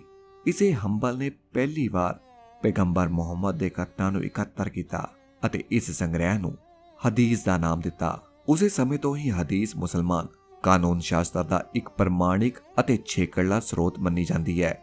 ਇੱਥੇ ਅਲ-ਹਲਾਜ ਅਤੇ ਬਾਬਾ ਗੁਰਬਖਸ਼ ਸਿੰਘ ਦੇ ਜੀਵਨ ਦੀਆਂ 2 ਘਟਨਾਵਾਂ ਨੂੰ ਤੁਲਨਾਤਮਕ ਤੌਰ ਤੇ ਪੇਸ਼ ਕਰਨਾ ਵਾਜਿਬ ਹੋਵੇਗਾ। ਮਨਸੂਰ ਅਲ-ਹਲਾਜ ਨੇ ਮਨ ਦੇ ਇੱਕ ਨੁਕਤੇ ਉੱਪਰ ਦ੍ਰਿੜ ਹੋਣ ਵਾਲੇ ਪਲ ਦੇ ਸਮੇਂ ਪਰਮਾਤਮਾ ਨਾਲ ਇੱਕ ਹੋਣ ਦੀ ਵਿਧੀ ਅਪਣਾਈ। ਜਦੋਂ ਉਸਨੇ ਅਲ-ਮਨਸੂਰ ਦੀ ਮਸਜਿਦ ਅੰਦਰ 71 ਨਮਾਜ਼ੀਆਂ ਨੂੰ ਕਿਹਾ ਕਿ ਉਹ ਉਸ ਨੂੰ ਮਾਰ ਦੇਣ, ਸਿੱਖ ਸ਼ਹੀਦ ਬਾਬਾ ਗੁਰਬਖਸ਼ ਸਿੰਘ ਸ਼ਹੀਦੀ 1763 ਨੇ ਵੀ ਇਹੋ ਵਿਧੀ ਅਪਣਾਈ। ਉਸਨੇ ਦਮਦਮਾ ਸਾਹਿਬ ਵਿਖੇ ਸਿੱਖਾਂ ਨੂੰ ਸੰਬੋਧਨ ਕਰਦੇ ਹੋਏ ਕਿਹਾ ਕਿ ਸਿੱਖਾਂ ਵਿਰੁੱਧ ਅਹਿਮਦ ਸ਼ਾਹ ਅਬਦਾਲੀ ਦੁਆਰਾ ਆਰੰਭੇ ਕਤਲ-ਏ-ਆਮ ਨੂੰ ਪਰਮਾਤਮਾ ਨੇ ਕਰਾਮਾਤੀ ਦਖਲ ਰਾਹੀਂ ਹੀ ਠੱਲ ਪਾਈ ਜਾ ਸਕਦੀ ਹੈ। ਇਹ ਤਾਂ ਹੀ ਸੰਭਵ ਹੈ ਜੇਕਰ ਕੋਈ ਸਿੱਖ ਮਾਨਸਿਕ ਟਿਕਾਊ ਤੇ ਆਨੰਦਿਤ ਅਵਸਥਾ ਦੇ ਵਿੱਚ ਸ਼ਹਾਦਤ ਦਾ ਜਾਮ ਪੀਵੇ। ਅਜਿਹੀ ਸ਼ਹਾਦਤ ਕਾਰਨ ਉਹ ਸੱਚਖੰਡ ਵਿੱਚ ਗੁਰੂ ਗੋਬਿੰਦ ਸਿੰਘ ਦੇ ਚਰਨਾਂ ਵਿੱਚ ਜਾ ਬਿਰਾਜੇਗਾ। ਇੰਜ ਉਹ ਖਾਲਸਾ ਪੰਥ ਦੇ ਹੱਕ ਵਿੱਚ ਦੇਵੀ ਸਹਾਇਤਾ ਪ੍ਰਾਪਤ ਕਰਨ ਵਿੱਚ ਸਫਲ ਹੋ ਜਾਵੇਗਾ। ਜੇ ਅਸੀਂ ਮਨਸੂਰ ਅਲ-ਹਲਾਜ ਦੇ ਜੀਵਨ ਦੇ ਆਖਿਰਲੇ ਸਾਲਾਂ ਦੌਰਾਨ ਉਸੇ ਵਿਸ਼ਵਾਸ ਦਾ ਅਧਿਐਨ ਕਰੀਏ ਤਾਂ ਸਪਸ਼ਟ ਹੋ ਜਾਂਦਾ ਹੈ ਕਿ ਉਸਨੇ ਧਰਮ ਵਿਸ਼ਵਾਸ ਉੱਪਰ ਉਸਦੇ ਜ਼ਰਤੁਸਤ ਮੂਲ ਦੀ ਛਾਪ ਨਜ਼ਰ ਆਉਂਦੀ ਹੈ। ਫਾਰਸ ਦੇ ਸੁਭਾਅ ਦੀ ਤਰ੍ਹਾਂ ਉਹ ਅਗਨੀ ਅਤੇ ਅਗਨੀ ਦੀ ਲਾਡ ਦੇ ਪ੍ਰੇਮ ਵਿੱਚ ਅਤਿਅੰਤ ਪ੍ਰਸੰਨ ਸੀ। ਇਸ ਵਿੱਚ ਉਸ ਨੂੰ ਸਮੁੱਚੇ ਜੀਵਨ ਦਾ ਪ੍ਰਤੀਬਿੰਬ ਨਜ਼ਰ ਆਉਂਦਾ ਸੀ ਅਤੇ ਇਸ ਨੂੰ ਉਹ ਅੱਲਾ ਵਿੱਚ ਸਮਝਾਉਣ ਹਿੱਤ ਇੱਕ ਲਗਾਤਾਰ ਨਾਚ ਮੰਨਦਾ ਸੀ। ਉਸਨੇ ਆਪਣੀ ਰਿਹਾਇਸ਼ ਵਿਖੇ ਕਾਬਾ ਇੱਕ ਮਾਡਲ ਤਿਆਰ ਕੀਤਾ ਤਾਂ ਜੋ ਉਹ ਇਸ ਦੀ ਪਰਿਕਰਮਾ ਕਰ ਸਕੇ। ਉਸਨੇ ਇਹ ਵੀ ਕਿਹਾ ਕਿ ਇੰਜ ਕਰਨਾ ਅਸਲੀ ਕਾਬਾ ਦੁਆਲੇ ਪਰਿਕਰਮਾ ਕਰਨਾ ਜਿੰਨਾ ਹੀ ਲਾਹੇਵੰਦ ਹੈ। ਉਹ ਅਕਸਰ ਸਿਨਾਈ ਪਹਾੜੀ ਦੀ ਗੱਲ ਕਰਦਾ ਜਿੱਥੇ ਮੂਸਾ ਖੁਦ ਦੀ ਜੋਤ ਵਿੱਚ ਸਮਾ ਗਿਆ ਸੀ। ਇਹ ਉਸ ਜਗ੍ਹਾ ਨੂੰ ਮੱਕੇ ਨਾਲੋਂ ਵੀ ਵੱਧ ਪਵਿੱਤਰ ਮੰਨਦਾ ਸੀ। ਉਹ ਆਪਣੇ ਬਾਰੇ ਭਵਿੱਖਬਾਣੀ ਕਰਨ ਵਾਲਾ ਅਰੋਕ ਵੱਧ ਰਿਹਾ ਸੀ। ਜਦੋਂ ਖੁਦਾ ਦੀ ਉਂਗਲ ਉਸਦੇ ਆਪਣੇ ਪਿਆਰੇ ਦੇ ਖੂਨ ਨਾਲ ਰੰਗੀ ਜਾਵੇਗੀ। ਉਸਦੀ ਇੱਕ ਰਚਨਾ ਵਿੱਚ ਕਿਹਾ ਗਿਆ, ਤੇਰੇ ਆਉਣ ਦੀ ਖੁਸ਼ਬੂ ਮੇਰੀ ਹਰ ਰਚਨਾ ਨੂੰ ਤਿਲਾਂਜਲੀ ਦੇਣ ਲਈ ਕਾਫੀ ਹੈ। ਜਦੋਂ ਤੂੰ ਮੇਰੇ ਤੋਂ ਦੂਰ ਹੋ ਜਾਂਦਾ ਹੈ ਤਾਂ ਉਸ ਵਿਛੋੜੇ ਦੀ ਅਗਨੀ ਦੇ ਮੁਕਾਬਲੇ ਨਰਕ ਕੁਝ ਵੀ ਨਹੀਂ। ਦੂਸਰਿਆਂ ਨੂੰ ਮਾਫ ਕਰ, ਮੈਨੂੰ ਮਾਫ ਨਾ ਕਰੀ। ਕਈ ਸਮਕਾਲੀਨ ਦਸਤਾਵੇਜ਼ ਇਹ ਦਰਸਾਉਂਦੇ ਹਨ ਕਿ ਜਦੋਂ ਉਸਨੇ ਆਪਣੇ ਮਰਨ ਦੀ ਇੱਛਾ ਬਾਰੇ ਜ਼ਿਕਰ ਕੀਤਾ ਤਾਂ ਉਸਨੇ ਕੋਈ ਵਿਸ਼ੇਸ਼ ਕਾਰਨ ਨਹੀਂ ਦੱਸਿਆ। ਉਸਨੇ ਕਈ ਕਾਰਨਾਂ ਦਾ ਜ਼ਿਕਰ ਕੀਤਾ, ਜਿਵੇਂ ਕਿ ਉਸ ਦੀਆਂ ਇੰਦਰੀਆਂ, ਉਸਦੀ ਬੁੱਧੀ ਅਤੇ ਉਸਦੀ ਇੱਛਾ ਸ਼ਕਤੀ ਸਭ ਰਲ ਕੇ ਇੱਕ ਸਮੁੱਚੀ ਇੱਛਾ ਦਾ ਰੂਪ ਧਾਰਨ ਕਰ ਗਈਆਂ ਹੋਣ। ਮੇਰੇ ਈਰਖਾਲੂ ਦੋਸਤੋ, ਮੈਨੂੰ ਮਾਰ ਦਿਓ ਕਿਉਂਕਿ ਮੇਰੀ ਮੌਤ ਮੇਰੇ ਲਈ ਇੱਕ ਨਵੇਂ ਜੀਵਨ ਵਾਂਗ ਹੈ। ਮੇਰੀ ਜ਼ਿੰਦਗੀ ਮਰਨ ਅਤੇ ਮੌਤ ਤੁੱਲ ਹੈ ਅਤੇ ਮੇਰੀ ਮੌਤ ਇੱਕ ਚੇਤਨਾ ਹੈ। ਮੇਰੇ ਲਈ ਸੁਗਾਤ ਇੱਕ ਸੁਗਾਤਾਂ ਦੀ ਸੁਗਾਤ ਮੇਰਾ ਖੁਦੀ ਨੂੰ ਖਤਮ ਕਰਨਾ ਹੈ। ਇੱਕ ਹੋਰ ਤਾਂ ਉਹਨਾਂ ਫਰਮਾਇਆ, ਵੱਧ ਲੰਮੇ ਸਮੇਂ ਲਈ ਜਿਉਣਾ ਸਭ ਤੋਂ ਭੈੜਾ ਜੁਰਮ ਹੈ। ਮੇਰੇ ਵਜੂਦ ਦਾ ਹਰ ਛੋਟਾ ਵੱਡਾ ਹਿੱਸਾ ਹਵਾ, ਅਗਨੀ, ਊਰਜਾ ਤੇ ਪਾਣੀ ਵਿੱਚ ਬਦਲ ਜਾਵੇਗਾ। ਸੁੱਕੀ ਧਰਤੀ ਵਿੱਚ ਕਿਸਾਨ ਦੇ ਬੀਜ ਬੀਜਣ ਅਤੇ ਹੂਰਾਂ ਦੁਆਰਾ ਸੋਮਰਸ ਅਤੇ ਪਾਣੀ ਨਾਲ ਸਿੰਜਣ। ਇਸ ਤੋਂ 7 ਦਿਨਾਂ ਦੇ ਵਕਫੇ ਬਾਅਦ ਇੱਕ ਸੰਪੂਰਨ ਫੁੱਲ ਜਨਮ ਲਵੇਗਾ। ਹੰਬਲ ਕਬੀਲੇ ਦੇ ਲਗਾਤਾਰ ਵੱਧਦੇ ਦਬਾਅ ਅਧੀਨ ਅਚਾਨਕ ਹੀ ਉਸ ਦੀ ਗ੍ਰਿਫਤਾਰੀ ਦੇ ਆਦੇਸ਼ ਜਾਰੀ ਹੋ ਗਏ। ਇਹ ਖਬਰ ਸੁਣਦੇ ਹੀ ਮਨਸੂਰ ਅਲ ਹਲਾਜ ਬਚ ਕੇ ਸੂਸਾ ਚਲਾ ਗਿਆ। 3 ਸਾਲ ਉਹ ਭੇਸ ਬਦਲ ਕੇ ਘੁੰਮਦਾ ਰਿਹਾ, ਪਰੰਤੂ 911 ਈਸਵੀ ਨੂੰ ਉਹ ਪੁਲਿਸ ਦੇ ਹੱਥ ਆ ਗਿਆ। ਉਸ ਨੂੰ ਸੰਗਲਾਂ ਵਿੱਚ ਜਕੜ ਕੇ ਬਗਦਾਦ ਲਿਆਂਦਾ ਗਿਆ। ਉੱਥੇ ਉਸ ਉੱਪਰ ਦੋਸ਼ ਆਇਦ ਕੀਤੇ ਬਗੈਰ ਹੀ ਜੇਲ੍ਹ ਵਿੱਚ ਬੰਦ ਕਰ ਦਿੱਤਾ ਗਿਆ। ਛੇਤੀ ਹੀ ਅਲੀ ਇਬਨ ਮੂਸਾ ਨਾਂ ਦੇ ਇੱਕ ਨੇਕ ਵਜ਼ੀਰ, ਜਿਸ ਦੀ ਤਾਰੀਫ ਅਰਬ ਦੀਆਂ ਰਾਤਾਂ ਵਿੱਚ ਕੀਤੀ ਮਿਲਦੀ ਹੈ, ਨੇ ਹੰਬਲ ਕਬੀਲੇ ਦੁਆਰਾ ਮਨਸੂਰ ਅਲ ਹਲਾਜ ਉੱਪਰ ਲਗਾਏ ਦੋਸ਼ਾਂ ਦੀ ਪੜਤਾਲ ਕੀਤੀ। ਵਜ਼ੀਰ ਦਾ ਫੈਸਲਾ ਸੀ ਕਿ ਕੁਫਰ ਦਾ ਗੁਨਾਹ ਨਹੀਂ ਕੀਤਾ ਗਿਆ, ਪਰੰਤੂ ਮਨਸੂਰ ਨੂੰ ਇੱਕ ਨਾਸਤਿਕ ਅਤੇ ਵਧੇਰੇ ਬੁੱਧੀਮਾਨ ਸਮਝਣ ਵਾਲਾ ਮੰਨ ਕੇ ਦੋਸ਼ੀ ਘੋਸ਼ਿਤ ਕਰ ਦਿੱਤਾ ਗਿਆ। ਵਜ਼ੀਰ ਨੇ ਆਦੇਸ਼ ਦਿੱਤਾ ਕਿ ਉਸ ਦੀ ਦਾੜੀ ਕੱਟ ਦਿੱਤੀ ਜਾਵੇ, ਪੁੱਠੀ ਤਲਵਾਰ ਨਾਲ ਪਿਟਾਈ ਕੀਤੀ ਜਾਵੇ, 4 ਦਿਨ ਲੱਕੜੀ ਦੇ ਸ਼ਿਕੰਜੇ ਵਿੱਚ ਜਕੜ ਕੇ ਰੱਖਿਆ ਜਾਵੇ ਅਤੇ ਅਗਲੇ ਆਦੇਸ਼ਾਂ ਤੱਕ ਸੰਗਲਾਂ ਨਾਲ ਬੰਨ੍ਹ ਕੇ ਜੇਲ੍ਹ ਵਿੱਚ ਬੰਦ ਰੱਖਿਆ ਜਾਵੇ। ਇਹ ਸਾਰੀਆਂ ਸਜ਼ਾਵਾਂ ਉਸ ਨੂੰ ਦਿੱਤੀਆਂ ਗਈਆਂ, ਪਰੰਤੂ ਜੇਲ੍ਹ ਵਿੱਚ ਉਸ ਨੂੰ ਚੰਗਾ ਸਤਿਕਾਰ ਮਿਲਦਾ ਰਿਹਾ। ਜੇਲ੍ਹ ਦੀ ਇਮਾਰਤ ਦੇ ਲਾਗੇ ਹੀ ਉਸ ਦੇ ਵਾਸਤੇ ਇੱਕ ਵੱਖਰੀ ਇਮਾਰਤ ਉਸਾਰੀ ਗਈ। ਇਸ ਦਾ ਇੱਕ ਦਰਵਾਜ਼ਾ ਇੱਕ ਖੁੱਲੇ ਵਿਹੜੇ ਵੱਲ ਖੁੱਲਦਾ ਸੀ ਅਤੇ ਇਸ ਵਿਹੜੇ ਵਿੱਚ ਉਸ ਨੂੰ ਕੈਦੀਆਂ ਨੂੰ ਗਿਆਨ ਦੇਣ ਦੀ ਇਜਾਜ਼ਤ ਸੀ, ਜਿਸ ਤਰ੍ਹਾਂ ਕਿਸੇ ਅਮੀਰਜ਼ਾਦੇ ਜਾਂ ਸਰਦਾਰ ਦੇ ਘਰ ਵਿੱਚ ਹੁੰਦਾ ਹੈ। ਮਨਸੂਰ ਲਈ ਤਿਆਰ ਕੀਤੇ ਗਏ ਇਸ ਘਰ ਦੀਆਂ ਦੀਵਾਰਾਂ ਵੀ ਕਾਲੀਨ ਨਾਲ ਢੱਕੀਆਂ ਹੋਈਆਂ ਸਨ। ਉਸ ਪਾਸ ਮਹਿਮਾਨਾਂ ਦੇ ਆਉਣ ਦੀ ਖੁੱਲ੍ਹ ਸੀ ਅਤੇ ਉਹ ਨੌਕਰ ਵੀ ਰੱਖ ਸਕਦਾ ਸੀ। ਇਹਨਾਂ ਹਾਲਤਾਂ ਵਿੱਚ ਉਹ 2 ਸਾਲ ਜੇਲ੍ਹ ਵਿੱਚ ਰਿਹਾ। ਇਹ ਉਹ ਸਮਾਂ ਸੀ ਜਦੋਂ ਖਲੀਫਾ ਅਲ ਮੁਕਤੀਰ ਬੁਖਾਰ ਕਾਰਨ ਮਰਨ ਵਾਲਾ ਪਿਆ ਸੀ। ਮਨਸੂਰ ਅਲ ਹਲਾਜ ਨੂੰ ਉਸਦੇ ਮਹਿਲ ਵਿੱਚ ਲਿਆਂਦਾ ਗਿਆ ਅਤੇ ਖਲੀਫੇ ਦੇ ਆਪਣੇ ਕਮਰੇ ਦੇ ਨਾਲ ਲੱਗਦੇ ਕਮਰੇ ਵਿੱਚ ਠਹਿਰਾਇਆ ਗਿਆ। ਰਾਣੀ ਮਾਂ ਅਕਸਰ ਉਸ ਨੂੰ ਮਿਲਣ ਜਾਂਦੀ। ਰਾਣੀ ਮਾਂ ਨੇ ਉਸ ਪਾਸੋਂ ਪੁਨਰ ਜਨਮ, ਅਵਤਾਰਵਾਦ, ਹਲੂਲ ਆਦਿ ਦੇ ਰਹੱਸਾਂ ਬਾਰੇ ਗਿਆਨ ਪ੍ਰਾਪਤ ਕੀਤਾ। ਹੋਰ ਵੀ ਕਈ ਲੋਕ ਉਸ ਨੂੰ ਮਿਲਣ ਆਉਂਦੇ। ਉਹ ਉਸ ਦੀਆਂ ਗੱਲਾਂ ਸੁਣਦੇ ਅਤੇ ਹੈਰਾਨ ਹੁੰਦੇ। ਉਹ ਹਮੇਸ਼ਾ ਨਵੀਂ ਆਵਾਜ਼ ਵਿੱਚ ਪ੍ਰਵਚਨ ਦਿੰਦਾ। ਇਸ ਦੌਰਾਨ ਉਹ ਫਰਸ਼ ਉੱਪਰ ਇੱਕ ਹਿੰਦੂ ਦੀ ਤਰ੍ਹਾਂ ਚੌਕੜੀ ਮਾਰ ਕੇ ਬੈਠਦਾ ਅਤੇ ਅੱਖਾਂ ਹਮੇਸ਼ਾ ਨੀਵੀਆਂ ਰੱਖਦਾ। ਕਦੇ-ਕਦੇ ਇੰਜ ਜਾਪਦਾ ਜਿਵੇਂ ਉਹ ਫੈਲ ਗਿਆ ਹੋਵੇ ਅਤੇ ਉਸਦੇ ਵਜੂਦ ਨਾਲ ਸਮੁੱਚਾ ਕਮਰਾ ਭਰ ਗਿਆ ਹੋਵੇ। ਇਹ ਕਰਾਮਾਤੀ ਸ਼ਕਤੀ ਸਿੱਧੀ ਕਹੀ ਜਾਂਦੀ ਹੈ ਅਤੇ ਯੋਗ ਦੇ ਗ੍ਰੰਥਾਂ ਵਿੱਚ ਇਸ ਨੂੰ ਮਹਿਮਾ ਕਿਹਾ ਗਿਆ ਹੈ। ਕਦੇ ਕਦੇ ਇੰਜ ਵੀ ਵਾਪਰਦਾ ਕਿ ਉਸਦਾ ਡਿੱਗਿਆ ਰੁਮਾਲ ਖੁਦ ਬਾ ਖੁਦ ਚੱਲ ਕੇ ਉਸਦੇ ਹੱਥਾਂ ਵਿੱਚ ਆ ਜਾਂਦਾ। ਇਹ ਇੱਕ ਅਦਭੁਤ ਆਤਮਿਕ ਸ਼ਕਤੀ ਹੈ ਜਿਸ ਨੂੰ ਪ੍ਰਾਪਤੀ ਕਹਿੰਦੇ ਹਨ। ਉਹ ਭਵਿੱਖ ਬਾਰੇ ਭਵਿੱਖਬਾਣੀ ਕਰ ਸਕਦਾ ਸੀ। ਉਹ ਭੂਤ ਅਤੇ ਵਰਤਮਾਨ ਦੇ ਰਹੱਸਾਂ ਤੋਂ ਜਾਣੂ ਸੀ। ਦੂਸਰੇ ਸ਼ਬਦਾਂ ਵਿੱਚ ਅਸੀਂ ਕਹਿ ਸਕਦੇ ਹਾਂ ਕਿ ਉਹ ਤ੍ਰਿਕਾਲਦਰਸ਼ੀ ਸੀ। ਜਿਵੇਂ ਕਿ ਪਤੰਜਲੀ ਦੇ ਯੋਗ ਸੂਤਰ ਵਿੱਚ ਅਜਿਹੇ ਵਿਅਕਤੀਆਂ ਬਾਰੇ ਕਿਹਾ ਗਿਆ ਹੈ। ਉਸਦਾ ਮਾਣ ਸਤਿਕਾਰ ਬਹੁਤ ਵੱਧ ਗਿਆ। ਲੋਕ ਉਸਦਾ ਸਤਿਕਾਰ ਕਰਨ ਲੱਗੇ। ਇਸ ਦੌਰਾਨ ਉਸਦੀ ਪ੍ਰਸਿੱਧੀ ਦੂਰ ਦੂਰ ਤੱਕ ਪਹੁੰਚ ਗਈ। ਉਸ ਨੂੰ ਹਜ਼ਾਰਾਂ ਲੋਕ ਇਮਾਮੀ ਮਖਫੀ ਭਾਵ ਯੁੱਗ ਦਾ ਮੁੱਲਾ ਮਸੀਹਾ ਕਹਿਣ ਲੱਗੇ। ਇਸਲਾਮ ਦੇ ਸ਼ੀਆ ਧੜੇ ਅੰਦਰ ਇਮਾਮੀ ਮਖਫੀ ਇੱਕ ਪ੍ਰਸਿੱਧ ਸੰਕਲਪ ਹੈ। ਇਹ ਸੰਕਲਪ ਹਜ਼ਰਤ ਮੁਹੰਮਦ ਦੇ ਦਾਮਾਦ ਹਜ਼ਰਤ ਅਲੀ ਦੇ ਅਧਿਆਤਮਕ ਪ੍ਰਤੀਨਿਧੀ ਦੀ ਹਰ ਯੁੱਗ ਅੰਦਰ ਹਰ ਸਮੇਂ ਗੁੱਜੇ ਰੂਪ ਵਿੱਚ ਹੋਣ ਦੇ ਸਿਧਾਂਤ ਨੂੰ ਸਵੀਕਾਰਦਾ ਹੈ। ਉਸਦਾ ਕੰਮ ਹੈ ਮੁਸਲਮਾਨ ਕੌਮ ਦੇ ਹਿੱਤਾਂ ਦੀ ਰਾਖੀ ਕਰਨੀ ਅਤੇ ਜਦੋਂ ਵੀ ਸਖਤ ਲੋੜ ਹੋਵੇ ਤਾਂ ਕੌਮ ਨੂੰ ਯੋਗ ਅਗਵਾਈ ਦੇਣੀ। ਪਰੰਤੂ ਖਲੀਫਾ ਉਸਦਾ ਵਜ਼ੀਰ ਹਮੀਦ ਅਤੇ ਯੂਨਾਨੀ ਖੁਸਰਾ ਮੁਨੀਜ਼ ਜਿਹੜਾ ਉਨੀ ਦਿਨੀ ਫੌਜ ਦੇ ਕਮਾਂਡਰ ਦੇ ਉੱਚੇ ਰੁਤਬੇ ਤੇ ਪਹੁੰਚਿਆ ਹੋਇਆ ਸੀ, ਸਾਰੇ ਹੰਬਲ ਕਬੀਲੇ ਦੀ ਤਾਕਤ ਅਤੇ ਉਹਨਾਂ ਦੇ ਵਿਰੋਧ ਤੋਂ ਪੂਰੀ ਤਰ੍ਹਾਂ ਡਰਦੇ ਸਨ। ਬਗਦਾਦ ਦੇ ਬਾਹਰ-ਬਾਹਰ ਇਸ ਕਬੀਲੇ ਦੇ ਲੋਕ ਸੰਘਰਸ਼ ਦੀ ਧਮਕੀ ਦੇ ਰਹੇ ਸਨ। ਅਚਾਨਕ ਇੱਕ ਦਿਨ ਜਦੋਂ ਮਨੀਸ ਦੇ ਸਤਿਕਾਰ ਵਿੱਚ ਦਿੱਤੀ ਜਾ ਰਹੀ ਦਾਵਤ ਸਮੇਂ ਸ਼ਰਾਬੀ ਹੋ ਚੁੱਕੇ ਖਲੀਫਾ ਤੋਂ ਮਨਸੂਰ ਅਲਹਾਜ਼ ਨੂੰ ਮੌਤ ਦੀ ਸਜ਼ਾ ਦਿੱਤੇ ਜਾਣ ਦੇ ਹੁਕਮ ਉੱਪਰ ਦਸਤਖਤ ਕਰਵਾ ਲਏ ਗਏ। ਅਗਲੀ ਸਵੇਰ ਜੇਲ੍ਹ ਵਿੱਚ ਮਨਸੂਰ ਅਲਹਾਜ਼ ਨੂੰ ਮੌਤ ਦੀ ਸਜ਼ਾ ਦਿੱਤੇ ਜਾਣ ਸੰਬੰਧੀ ਖਬਰ ਦੇ ਦਿੱਤੀ ਗਈ। ਅਗਲਾ ਦਿਨ ਉਸ ਦੀ ਮੌਤ ਦੀ ਸਜ਼ਾ ਲਈ ਚੁਣਿਆ ਗਿਆ। ਮੰਗਲਵਾਰ ਦਾ ਦਿਨ ਸੀ ਅਤੇ ਜੁਲਕਦਾ ਮਹੀਨੇ ਚਾਨਣੇ ਪੱਖ ਦੀ 24 ਤਰੀਕ।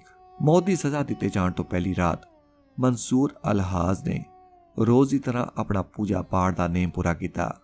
ਉਸਨੇ ਖਾਸ ਤੌਰ ਤੇ ਮੱਕੇ ਦੀ ਤਰਫ ਤੋਂ 2 ਵਾਰ ਮੁੱਦੇ ਲੇਟ ਕੇ ਦੁਆ ਕੀਤੀ। ਉਪਰੰਤ ਉਸਨੇ ਚੁੱਪ ਧਾਰ ਲਈ। ਲੰਬਾ ਸਮਾਂ ਉਹ ਇੰਜ ਹੀ ਚੁੱਪਚਾਪ ਬੈਠਾ ਰਿਹਾ। ਫਿਰ ਉੱਤੇ ਹਾਜ਼ਰ ਇੱਕ ਵਿਅਕਤੀ ਨੇ ਉਸ ਨੂੰ ਇਹ ਕਹਿੰਦੇ ਸੁਣਿਆ, ਮਾਇਆ, ਇਹ ਸਭ ਮਾਇਆ ਹੈ। ਉਹ ਰੁਕ ਕੇ ਇਹੋ ਸ਼ਬਦ ਅੱਧੀ ਰਾਤ ਤੱਕ ਦੁਹਰਾਉਂਦਾ ਰਿਹਾ। ਉਸਦੇ ਚਿਹਰੇ ਉੱਪਰ ਗਮ ਦੀ ਝਲਕ ਸਪਸ਼ਟ ਸੀ। ਇਉਂ ਜਾਪਦਾ ਸੀ ਜਿਵੇਂ ਉਹ ਮਹਿਸੂਸ ਕਰਦਾ ਹੋਵੇ ਕਿ ਉਸਦਾ ਬਲੀਦਾਨ ਅਜਾਈ ਜਾਵੇਗਾ। ਪਰੰਤੂ ਪੋਹ ਫੁੱਟਣ ਦੇ ਸਮੇਂ ਉਹ ਆਪਣੇ ਪੈਰਾਂ ਵੱਲ ਝੁਕਿਆ ਅਤੇ ਉੱਚੀ ਆਵਾਜ਼ ਵਿੱਚ ਚਿল্ਲਾਇਆ, ਅਲ-ਹਕ, ਅਲ-ਹਕ। ਉਸਨੇ ਸਿਰ ਉੱਪਰ ਦਸਤਾਰ ਸਜਾਈ, ਜੀਭਾ ਚੋਲਾ ਪਹਿਨਿਆ, ਬਾਹਾਂ ਮੱਕੇ ਵੱਲ ਵਧਾ ਕੇ ਅੰਗੜਾਈ ਲਈ ਅਤੇ ਮੱਕੇ ਵੱਲ ਮੂੰਹ ਕਰਕੇ ਵਿਸਮਾਦ ਵਿੱਚ ਆ ਕੇ ਖੁਦਾ ਨਾਲ ਗੱਲਾਂ ਕਰਨ ਲੱਗਾ। ਉਸਨੇ ਉਸਦੇ ਆਪਣੇ ਲਈ ਉਡੀਕ ਰਹੇ ਸ਼ਾਨੋ ਸ਼ੌਕਤ ਬਾਰੇ, ਆਪਣੀ ਦੇਹ ਦੇ ਪਰਮਾਤਮਾ ਦੇ ਆਪਣੇ ਰੂਪ ਵਿੱਚ ਬਣਾਏ ਜਾਣ ਬਾਰੇ ਅਤੇ ਅਖੀਰ ਆਪਣੇ ਇੱਛਾ ਦੇ ਪੱਠ ਵਿੱਚ ਪਰਖੇ ਜਾਣ ਬਾਰੇ ਦੱਸਿਆ। ਉਸਨੇ ਖੁਦਾ ਦਾ ਸ਼ੁਕਰੀਆ ਅਦਾ ਕੀਤਾ ਕਿ ਉਸ ਨੂੰ ਅਲ-ਹਕ ਵਰਗੇ ਪਵਿੱਤਰ ਸ਼ਬਦ ਉਚਾਰਨ ਦੀ ਆਗਿਆ ਦਿੱਤੀ। ਇਹ ਉਹ ਸ਼ਬਦ ਹਨ ਜਿਨ੍ਹਾਂ ਰਾਹੀਂ ਪਰਮਾਤਮਾ ਨੇ ਸ੍ਰਿਸ਼ਟੀ ਸਾਜੀ। ਉਸਨੇ ਕਿਹਾ, ਯਕੀਨਨ ਮੈਂ ਤੇਰੀ ਸੁਗੰਧ ਹਾਂ ਅਤੇ ਮੈਂ ਮੁੜ ਜੀਵਿਤ ਹੋਵਾਂਗਾ। ਉਪਰੰਤ ਉਸ ਹੇਠ ਲਿਖੇ ਸ਼ਬਦਾਂ ਦਾ ਕਾਵ ਰੂਪ ਵਿੱਚ ਉਚਾਰਨ ਕੀਤਾ, ਮੈਂ ਅੱਲਾ ਨੂੰ ਚਿਲਾ ਕੇ ਕਹਿੰਦਾ ਹਾਂ, ਅਫਸੋਸ ਤੇਰੇ ਗਵਾਹ ਉੱਪਰ ਜਿਹੜਾ ਹੁਣ ਅੱਗੇ ਜਾ ਰਿਹਾ ਹੈ। ਸਰਬਕਾਲੀ ਸੱਤਾ ਦੇ ਸਵਾਰ ਨੂੰ ਜੀ ਆਇਆ ਕਹਿਣ ਲਈ ਮੈਂ ਅੱਲਾ ਨੂੰ ਚਿਲਾ ਕੇ ਕਹਿੰਦਾ ਹਾਂ, ਅਫਸੋਸ ਹੈ ਉਹਨਾਂ ਦਿਲਾਂ ਉੱਪਰ ਜਿਹੜੇ ਸਿਆਣਪ ਦੇ ਸਮੁੰਦਰ ਅਤੇ ਇਲਹਾਮ ਦੇ ਜਾਲ ਨਾਲ ਅਜਾਈ ਲਬਰੇਜ਼ ਹਨ। ਮੈਂ ਅੱਲਾ ਨੂੰ ਚਿਲਾ ਕੇ ਕਹਿੰਦਾ ਹਾਂ, ਅਫਸੋਸ ਹੈ ਸ਼ਬਦ ਉੱਪਰ ਜੋ ਗੁਆਚ ਗਿਆ ਹੈ ਅਤੇ ਜਿਸ ਦਾ ਦਿਮਾਗ ਵਿੱਚ ਕੋਈ ਅਰਥ ਨਹੀਂ। ਮੈਂ ਅੱਲਾ ਨੂੰ ਚਿਲਾ ਕੇ ਕਹਿੰਦਾ ਹਾਂ, ਅਫਸੋਸ ਹੈ ਤੇਰੇ ਪ੍ਰੇਮ ਉੱਪਰ ਅਤੇ ਤੇਰੇ ਉਹਨਾਂ ਸੇਵਾਦਾਰਾਂ ਦੀ ਚੰਗਿਆਈ ਉੱਪਰ ਜਿਨ੍ਹਾਂ ਦੇ ਦਿਲ ਤੇਰੀ ਸੇਵਾ ਲਈ ਸदैव ਤਿਆਰ ਰਹਿੰਦੇ ਹਨ, ਕਿਉਂਕਿ ਇਹ ਸਾਰੇ ਮਾਰੂਥਲ ਤੋਂ ਅਗਾਹ ਲੰਘ ਗਏ ਹਨ। ਬਿਨਾਂ ਕੋਈ ਪਦ ਚਿੰਨ੍ਹ ਜਾਂ ਪਾਣੀ ਦਾ ਸਰੋਤ ਛੱਡ ਕੇ ਇੰਜ ਛੱਡਿਆ ਇਹ ਇੱਜੜ ਅੰਨੇ ਜਾਨਵਰਾਂ ਦੀ ਤਰ੍ਹਾਂ, ਅੰਨੀਆਂ ਭੇਡਾਂ ਦੀ ਤਰ੍ਹਾਂ ਪਿੱਛੇ ਭੱਜਦਾ ਆ ਰਿਹਾ ਹੈ। ਇਸ ਮੌਕੇ ਮਨਸੂਰ ਅਲਹਾਜ਼ ਦੇ ਨਿੱਜੀ ਸੇਵਕ ਨੇ ਉਸ ਪਾਸੋਂ ਕਿਸੇ ਅਜਿਹੀ ਵਸਤੂ ਦੀ ਇੱਛਾ ਜ਼ਾਹਿਰ ਕੀਤੀ ਜਿਸ ਨੂੰ ਉਹ ਆਪਣੇ ਮਾਲਕ ਦੀ ਮੌਤ ਤੋਂ ਬਾਅਦ ਉਸਦੀ ਪਵਿੱਤਰ ਯਾਦ ਦੀ ਨਿਸ਼ਾਨੀ ਵਜੋਂ ਸੰਭਾਲ ਕੇ ਰੱਖ ਸਕੇ। ਮਨਸੂਰ ਨੇ ਸਪਸ਼ਟ ਉੱਤਰ ਦਿੱਤਾ, मैं तुहानू तेरा आप दिंदा हां। जदों सवेर दा सूरज चढ़िया तां उसदे मन अंदरों अन्ने बहशियां प्रति सारी कड़वाहट खत्म हो चुकी सी। ਉਹ हसदे होए खुशी खुशी उस जगह वल गया जिथे उसनू मौत दित्ती जानी सी। ਇਹ जगह नवी जेल ਦੇ ਨੇੜੇ ਅਤੇ ਟੀਗਰੀਸ ਦਰਿਆ ਦੇ ਸੱਜੇ ਕੰਢੇ ਉੱਪਰ ਅਤੇ ਬਾਬ ਅਲ ਟਾਕ ਗੇਟ ਦੇ ਸਾਹਮਣੇ ਸੀ। ਗੁਰੂ ਨਾਨਕ ਦੇਵ ਜੀ ਦੀ 1520 ਈਸਵੀ ਵਿੱਚ ਬਗਦਾਦ ਫੇਰੀ ਸਮੇਂ ਉਹਨਾਂ ਦੀ ਯਾਦ ਵਿੱਚ ਉਸਾਰੇ ਗਏ ਥੜੇ ਵਾਲੀ ਜਗ੍ਹਾ ਵੀ ਇੱਥੋਂ ਨਜ਼ਦੀਕ ਹੀ ਹੈ। ਇੱਕ ਚੌਖੀ ਭੀੜ ਮਨਸੂਰ ਅਲਹਾਜ਼ ਦੇ ਪਿੱਛੇ ਜਾ ਰਹੀ ਸੀ। ਭੀੜ ਵਿੱਚੋਂ ਇੱਕ ਵਿਅਕਤੀ ਨੇ ਪੁੱਛਿਆ ਕਿ ਉਹ ਹੱਸ ਕਿਉਂ ਰਿਹਾ ਹੈ।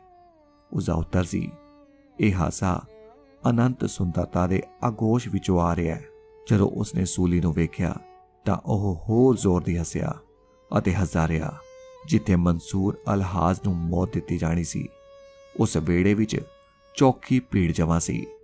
ਉਸ ਵਿੱਚੋਂ ਉਸਦੇ ਨਜ਼ਦੀਕ ਖੜੇ ਕੁਝ ਵਿਅਕਤੀਆਂ ਨੂੰ ਸੰਬੋਧਨ ਕਰਦੇ ਹੋਏ ਉਸਨੇ ਧੀਮੀ ਆਵਾਜ਼ ਅਤੇ ਸ਼ਾਂਤ ਲਹਿਜੇ ਵਿੱਚ ਕਿਹਾ, ਮੈਂ 30 ਦਿਨਾਂ ਅੰਦਰ ਵਾਪਸ ਆ ਜਾਵਾਂਗਾ। ਸੂਲੀ ਦੇ ਕੋਲ ਖੜੋਤਿਆਂ ਉਸਨੇ ਉੱਤੇ ਖੜੇ ਆਪਣੇ ਮਿੱਤਰ ਸਿਬਲੀ ਉੱਪਰ ਨਜ਼ਰ ਦੌੜਾਈ। ਉਸਨੇ ਸਿਬਲੀ ਪਾਸੋਂ ਉਸਦੀ ਨਮਾਜ਼ ਪੜ੍ਹਨ ਲਈ ਚਟਾਈ ਮੰਗੀ। ਉਸਨੇ ਮੌਤ ਤੋਂ ਪਹਿਲਾਂ ਦੇ ਸਾਰੇ ਕਾਰਜਾਂ ਦਾ ਨਿਰਵਾਹ ਕੀਤਾ। ਉਪਰੰਤ ਉਸਨੇ ਸ਼ਾਂਤ ਲਹਿਰੇ ਵਿੱਚ ਕਿਹਾ, ਹੇ ਪਰਮਾਤਮਾ, ਜਿਹੜੇ ਤੇਰਾ ਗੁਣ ਗਾਇਨ ਕਰਦੇ ਹਨ ਉਹ ਤੇਰੇ ਪ੍ਰਤੀ ਆਪਣੇ ਪਿਆਰ ਕਾਰਨ ਮੈਨੂੰ ਮਾਰਨ ਲਈ ਇਕੱਤਰ ਹੋਏ ਹਨ ਤਾਂ ਜੋ ਤੇਰੇ ਕਰੀਬ ਆ ਸਕਣ। ਹੇ ਖੁਦਾ, ਮੈਨੂੰ ਮਾਫ ਕਰੀ ਜੇ ਤੂੰ ਇਹਨਾਂ ਲੋਕਾਂ ਨੂੰ ਵੀ ਉਹ ਦਿਖਾਇਆ ਹੈ ਜੋ ਤੂੰ ਮੈਨੂੰ ਦਿਖਾਇਆ ਹੈ ਤਾਂ ਇਹ ਲੋਕ ਉਹ ਕੁਝ ਨਾ ਕਰਦੇ ਜੋ ਇਹਨਾਂ ਨੇ ਕੀਤਾ ਹੈ। ਜੇ ਤੂੰ ਮੇਰੇ ਪਾਸੋਂ ਉਹ ਗੁਪਤ ਰੱਖਿਆ ਹੈ ਜੋ ਤੂੰ ਇਹਨਾਂ ਪਾਸੋਂ ਵੀ ਗੁਪਤ ਰੱਖਿਆ ਹੈ ਤਾਂ ਮੈਨੂੰ ਇਹਨਾਂ ਤਕਲੀਫਾਂ ਵਿੱਚੋਂ ਨਹੀਂ ਸੀ ਲੰਘਣਾ ਪੈਣਾ। ਤੇਰੀ ਜੋ ਵੀ ਰਜ਼ਾ ਹੈ ਉਸੇ ਵਿੱਚ ਤੇਰੀ ਤਾਕਤ ਅਤੇ ਸ਼ਾਨ ਹੈ। ਇਸ ਧਰਤੀ ਉੱਪਰ ਉਸਦੀ ਆਖਰੀ ਦੁਆ ਇਸੇ ਤਰਜ਼ ਦੀ ਸੀ ਅਤੇ ਬੇਸ਼ੱਕ ਇਹ ਉਸ ਵੱਲੋਂ ਉਚਾਰੀ ਗਈ ਸਭ ਤੋਂ ਸੁੰਦਰ ਦੁਆ ਸੀ। ਸ਼ਾਇਦ ਕਿਸੇ ਵੀ ਵਿਸ਼ਵਾਸੀ ਦੁਆਰਾ ਉਚਰੀ ਦੁਆ ਨਾਲੋਂ ਇਹ ਸਭ ਤੋਂ ਸੁੰਦਰ ਸੀ। ਇੱਕ ਪਲ ਬਾਅਦ ਉੱਠਿਆ ਅਤੇ ਜਲਾਦ ਵੱਲ ਤੱਕਿਆ। ਜਲਾਦ ਨੇ ਉਸਦੀਆਂ ਅੱਖਾਂ ਦੇ ਵਿਚਕਾਰ ਲੋਹੇ ਦੇ ਡੰਡੇ ਨਾਲ ਜ਼ੋਰ ਸਹਿਤ ਵਾਰ ਕੀਤਾ ਜਿਸ ਨਾਲ ਉਸਦਾ ਮੱਥਾ ਫਿਸ ਗਿਆ ਅਤੇ ਨੱਕ ਰਾਹੀਂ ਲਹੂ ਵਗ ਤੁਰਿਆ। ਸਿਬਲੀ ਜ਼ੋਰ ਨਾਲ ਚੀਕਿਆ। ਉਸਨੇ ਆਪਣੇ ਕੱਪੜੇ ਪਾੜ ਲਏ ਅਤੇ ਬੇਹੋਸ਼ ਹੋ ਕੇ ਡਿੱਗ ਗਿਆ। ਭੀੜ ਵਿੱਚੋਂ ਆਵਾਜ਼ ਆਈ, ਜੰਗਲੀ ਜਾਨਵਰ। ਸਭ ਤੋਂ ਪਹਿਲਾਂ ਉਸਦੀ ਖੋਪੜੀ ਭੰਨੀ ਗਈ, ਫਿਰ ਉਸ ਨੂੰ ਲੋਹੇ ਦੀ ਕੰਡਿਆਲੀ ਸੰਗਲੀ ਨਾਲ ਕੁੱਟਿਆ ਗਿਆ। ਜਦੋਂ ਉਸ ਨੂੰ ਸਜ਼ਾ ਦਿੱਤੀ ਜਾ ਰਹੀ ਸੀ ਤਾਂ ਇਸ ਦੇ ਦੌਰਾਨ ਉਸਨੇ ਜਲਾਦ ਨੂੰ ਸ਼ਾਂਤ ਲਹਿਜੇ ਵਿੱਚ ਕਿਹਾ, ਮੇਰੇ ਦੋਸਤ, ਮੇਰੇ ਕੋਲ ਤੇਰੇ ਲਈ ਇੱਕ ਖੁਸ਼ਖਬਰੀ ਹੈ। ਰਤਾਕੂ ਸੁਸਤਾ ਤੇ ਸੁਣ। ਪਰੰਤੂ ਜਲਾਦ ਨੂੰ ਡਰ ਸੀ ਕਿ ਮਨਸੂਰ ਅਲਹਾਜ਼ ਕਿਸੇ ਮੰਤਰ ਦਾ ਉਚਾਰਨ ਕਰਕੇ ਉਸ ਨੂੰ ਆਪਣੇ ਜਾਦੂ ਅਧੀਨ ਕਰ ਲਵੇਗਾ। ਇਸ ਲਈ ਉਸਨੇ ਮਨਸੂਰ ਦੀ ਸਜ਼ਾ ਜਾਰੀ ਰੱਖੀ। ਇਹ ਸਜ਼ਾ ਉਦੋਂ ਤੱਕ ਚੱਲਦੀ ਰਹੀ ਜਦੋਂ ਤੱਕ ਕਿ ਮਨਸੂਰ ਅਲਹਾਜ਼ ਸਰੀਰਕ ਤੌਰ ਤੇ ਥੱਕ ਟੁੱਟ ਕੇ ਬੇਹੋਸ਼ ਨਹੀਂ ਹੋ ਗਿਆ। ਫਿਰ ਇੱਕ ਕਿਰਪਾਨ ਨਾਲ ਉਸਦੇ ਹੱਥ ਅਤੇ ਪੈਰ ਵੱਢ ਦਿੱਤੇ ਗਏ। ਉਸਦੇ ਜ਼ਖਮਾਂ ਉੱਪਰ ਕੋਲੇ ਦੀ ਕਾਲਕ ਲਗਾ ਦਿੱਤੀ ਗਈ ਤਾਂ ਜੋ ਉਸਦੀ ਮੌਤ ਜ਼ਿਆਦਾ ਖੂਨ ਦੇ ਵਹਿਣ ਕਾਰਨ ਨਾ ਹੋਵੇ। ਕਾਰਨ ਸੀ ਉਸਦੇ ਦੁੱਖ ਨੂੰ ਹੋਰ ਲੰਮੇਰਾ ਕਰਨਾ, ਉਸ ਨੂੰ ਵੱਧ ਤੋਂ ਵੱਧ ਕਸ਼ਟਮਈ ਬਣਾਉਣਾ।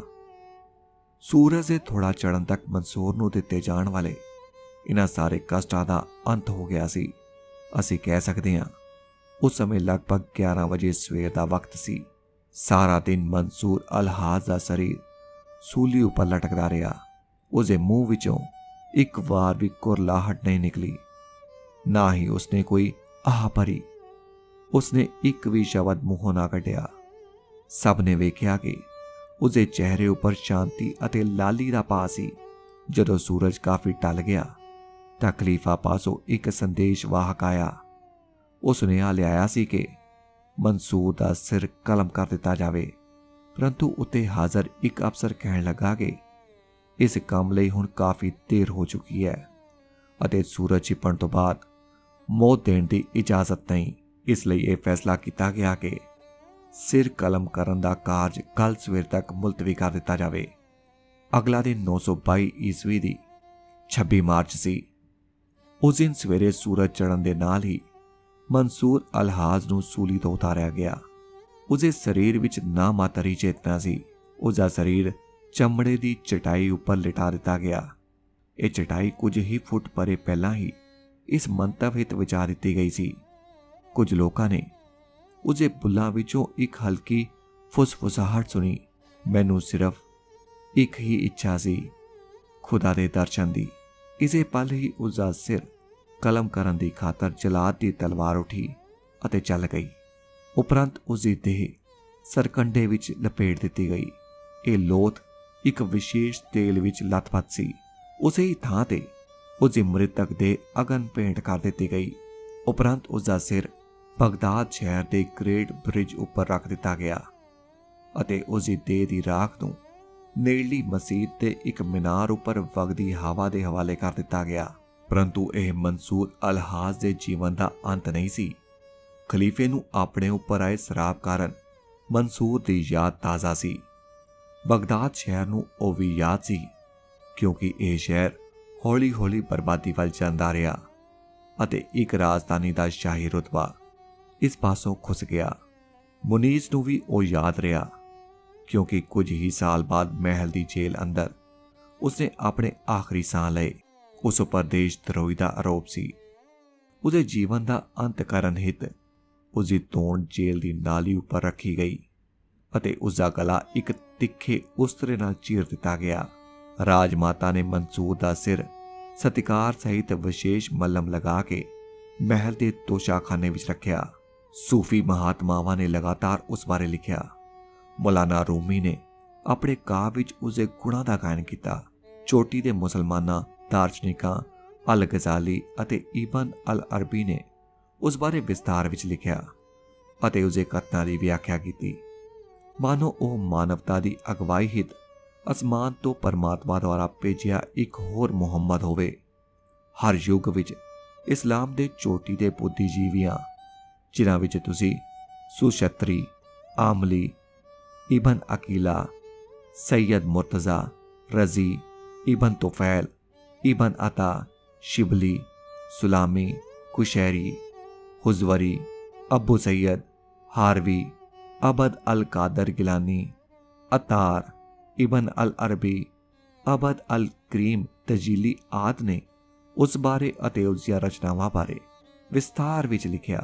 ਦੂਰ ਦੁਰਾਡੇ ਦੇ ਪ੍ਰਾਂਤਾਂ, ਮੁਲਕਾਂ ਜਿਹਾ ਕਿ ਬੰਗਾਲ, ਜਾਵਾ, ਓਟਮਨ, ਤੁਰਕੀ ਵਿੱਚ ਲੋਕਾਂ ਨੇ ਉਸਦੇ ਸਨਮਾਨ ਵਿੱਚ ਮੰਦਰ ਉਸਾਰੇ। ਯੂਰਪੀਅਨ ਵਿਦਵਾਨਾਂ ਨੇ ਉਸ ਬਾਰੇ ਵਿਭਿੰਨ ਪ੍ਰਕਾਰ ਦੇ ਵਿਚਾਰ ਪ੍ਰਗਟ ਕੀਤੇ ਹਨ। ਹੇਰਬੋਲਟ ਦਾ ਕਹਿਣਾ ਹੈ ਕਿ ਗੁਪਤ ਰੂਪ ਵਿੱਚ ਉਹ ਇੱਕ ਈਸਾਈ ਸੀ। ਫਰੇਜ਼ ਸਕੇ ਉਸ ਨੂੰ ਕੁਫਰ ਦਾ ਦੋਸ਼ੀ ਮੰਨਦਾ ਹੈ। ਕਰੈਮਰ ਉਸ ਨੂੰ ਇਨਕਲਾਬੀ ਮੰਨਦਾ ਹੈ। ਕੰਸਰੀ ਦਾ ਮੰਨਣਾ ਹੈ ਕਿ ਉਹ ਦਿਮਾਗੀ ਮਰੀਜ਼ ਸੀ।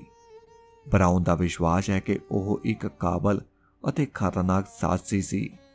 ਹਲਾਲਦੀ ਦਾ ਤਰਕ ਹੈ ਕਿ ਉਸਨੇ ਆਪਣੇ ਰਿਆਸ ਅਨੁਭਵ ਦੇ ਅਖੀਰ ਨੂੰ ਯੂਨਾਨੀ ਦਰਸ਼ਨ ਅਤੇ ਡੋਗਮਾ ਨੂੰ ਇਕਸੁਰ ਕਰਨ ਦਾ ਯਤਨ ਕੀਤਾ। ਇਸ ਦਸ਼ਾ ਵਿੱਚ ਉਹ ਉਸ ਨੂੰ ਅਲ ਗਜ਼ਾਲੀ ਦਾ ਪੂਰਵਜ ਮੰਨਦਾ ਹੈ। ਇਹੋ ਜਿਹਾ ਸੀ ਇਹ ਵਿਅਕਤੀ ਜਿਸ ਨੇ ਲਿਖਿਆ ਕਿ ਜੇਕਰ ਸੂਰਜ ਰਾਤ ਨੂੰ ਚੜ੍ਹਨ ਲੱਗ ਜਾਵੇ ਤਾਂ ਦਿਲਾਂ ਦੀ ਪੋਹ ਫੁਟਾਲਾ ਕਦੇ ਅਸਤ ਨਹੀਂ ਹੋਵੇਗਾ। ਇਹ ਗੱਲ ਸਾਨੂੰ ਭਾਗਵਤ ਗੀਤਾ ਵਿੱਚ ਬਿਆਨ ਕੀਤੇ ਗਏ ਇੱਕ ਸੰਪੂਰਨ ਯੋਗੀ ਦੀ ਯਾਦ ਦਿਲਾਉਂਦੀ ਹੈ। ਜਦ ਇਸ ਵਿਅਕਤ ਸੰਸਾਰ ਵਿੱਚ ਰਾਤ ਦਾ ਕੁੱਪ ਹਨੇਰਾ ਹੁੰਦਾ ਹੈ ਤਾਂ ਉਸ ਸਮੇਂ ਸੰਪੂਰਨ ਯੋਗੀ ਜਾਗਦਾ ਹੈ। ਮਨਸੂਰ ਅਲ ਹਲਾਜ਼ ਦੇ ਪੈਰੋਕਾਰਾਂ ਨੂੰ ਅਲ ਹਲਾਜ਼ੀਏ ਕਿਹਾ ਗਿਆ ਹੈ। ਇਹਨਾਂ ਪੈਰੋਕਾਰਾਂ ਨੇ ਆਪਣੇ ਸਿਧਾਂਤਾਂ ਵਿੱਚ ਮੰਨਿਆ ਕਿ ਫਿਕ ਵਿੱਚ ਪੰਜੇ ਹੀ ਫਿਰਕ ਦੀ ਥਾਂ ਤੇ ਹੋਰ ਕਾਰਜ ਲੈ ਸਕਦੇ ਹਨ। ਅਧਿਆਤਮਵਾਦ ਵਿੱਚ ਪਰਮਾਤਮਾ ਦੀ ਅਵਿਅਕਤਤਾ ਨੂੰ ਸ੍ਰਿਸ਼ਟੀ ਦੀ ਹੱਦਬੰਦੀ ਤੋਂ ਅਗਾਂਹ ਇੱਕ ਦੇਵੀ ਸਪਿਰਿਟ ਦੇ ਤੌਰ ਤੇ ਮੰਨਿਆ ਗਿਆ ਹੈ। ਇਸ ਸਿਧਾਂਤ ਵਿੱਚ ਵੇਦ ਅੰਦਰ ਦਰਜ ਪੁਰਸ਼ ਦੇ ਅਣਸਿਰਜੇ ਹਿੱਸਿਆਂ ਵੱਲ ਪੁਰਸ਼ ਸਕੂਤ ਮੰਤਰ ਵਿੱਚ ਕੀਤੇ ਇਸ਼ਾਰੇ ਦੇ ਲਗਭਗ ਕਰੀਬ ਹੈ। ਇਸ ਅਣਸਿਰਜੀ ਦੇਵੀ ਸਪਿਰਿਟ ਨਾਲ ਸੰਪੂਰਨ ਸੂਫੀ ਇੱਕ ਹੋ ਜਾਂਦਾ ਹੈ ਅਤੇ ਇੰਜ ਉਹ ਪਰਮਾਤਮਾ ਦਾ ਇੱਕ ਨਿੱਜੀ ਸ਼ਾਹਿਦ ਹੋ ਜਾਂਦਾ ਹੈ। ਇਸ ਤੋਂ ਹੀ ਅਨਲ ਹਕ ਭਾਵ ਮੈਂ ਸਿਰਜਨਾਤਮਕ ਸੱਚ ਹਾਂ ਦੀ ਕਹਾਵਤ ਉਪਜੀ ਹੈ। ਬੇਸ਼ੱਕ ਇਸਲਾਮ ਦੀ ਸ਼ਰ੍ਹਾ ਅਨੁਸਾਰ ਸਰਬਸੰਮਤੀ ਨਾਲ ਮਨਸੂਰ ਅਲ ਹਲਾਜ਼ ਨੂੰ ਮੌਤ ਦੀ ਸਜ਼ਾ ਦਿੱਤੀ ਗਈ, ਪਰੰਤੂ ਆਮ ਜਨਤਾ ਦੇ ਮਨਾਂ ਅੰਦਰ ਉਹ ਇੱਕ ਦਰਵੇਸ਼ ਦੀ ਥਾਂ ਹਾਸਲ ਕਰ ਗਿਆ। ਸੂਫੀਆਂ ਅੰਦਰ ਉਹ ਸਰਵੋਤਮ ਸ਼ਹੀਦ ਹੈ। ਉਸ ਦੀਆਂ ਰਚਨਾਵਾਂ ਵਿੱਚ ਕਿਤਾਬ ਅਲ ਤਵਾਸੀਨ 902 ਈਸਵੀ ਦੇ 26 ਚੌਪਦੇ ਅਤੇ ਅਤ ਸੁੰਦਰ ਵਾਰਤਕ ਦੀਆਂ 400 ਅਤੇ ਕਾਵ ਦੀਆਂ 150 ਵੰਨਗੀਆਂ ਉਪਲਬਧ ਹਨ। ਪੰਜਾਬੀ ਅਨੁਵਾਦ ਡਾਕਟਰ ਧਰਮ ਸਿੰਘ। ਹੁਣ ਤੁਸੀਂ ਸੁਣ ਰਹੇ ਸੀ ਲੇਖਕ ਸਰਦਾਰ ਕਪੂਰ ਸਿੰਘ ਜੀ ਦੀ ਲਿਖੀ ਹੋਈ ਕਿਤਾਬ ਗੁਰੂ ਗੋਬਿੰਦ ਸਿੰਘ ਜੀ ਦੀ ਵਿਸਾਖੀ ਦਾ 9ਵਾਂ ਅਧਿਆਇ ਮਨਸੂਰ। YouTube ਚੈਨਲ ਅਕਾਲ ਆਡੀਓ ਬੁੱਕਸ ਤੇ ਹੁਣ ਜਲਦੀ ਹੀ ਲੈ ਕੇ ਆਵਾਂਗੇ ਇਸੇ ਕਿਤਾਬ ਦਾ ਅਗਲਾ ਅਧਿਆਇ, ਜਿਸ ਦਾ ਨਾਮ ਹੈ ਬਾਬਾ ਪ੍ਰਤਾਪ ਸਿੰਘ ਜੀ ਦੀਆਂ ਕੁਝ ਯਾਦਾਂ। ਤਦ ਤੱਕ ਲਈ ਮੈਨੂੰ ਸੰਦੀਪ ਸਿੰਘ ਨੂੰ ਦਿਓ ਇਜਾਜ਼ਤ। ਵਾਹਿਗੁਰੂ ਜੀ ਕਾ ਖਾਲਸਾ, ਵਾਹਿਗੁਰੂ ਜੀ ਕੀ ਫਤਿਹ।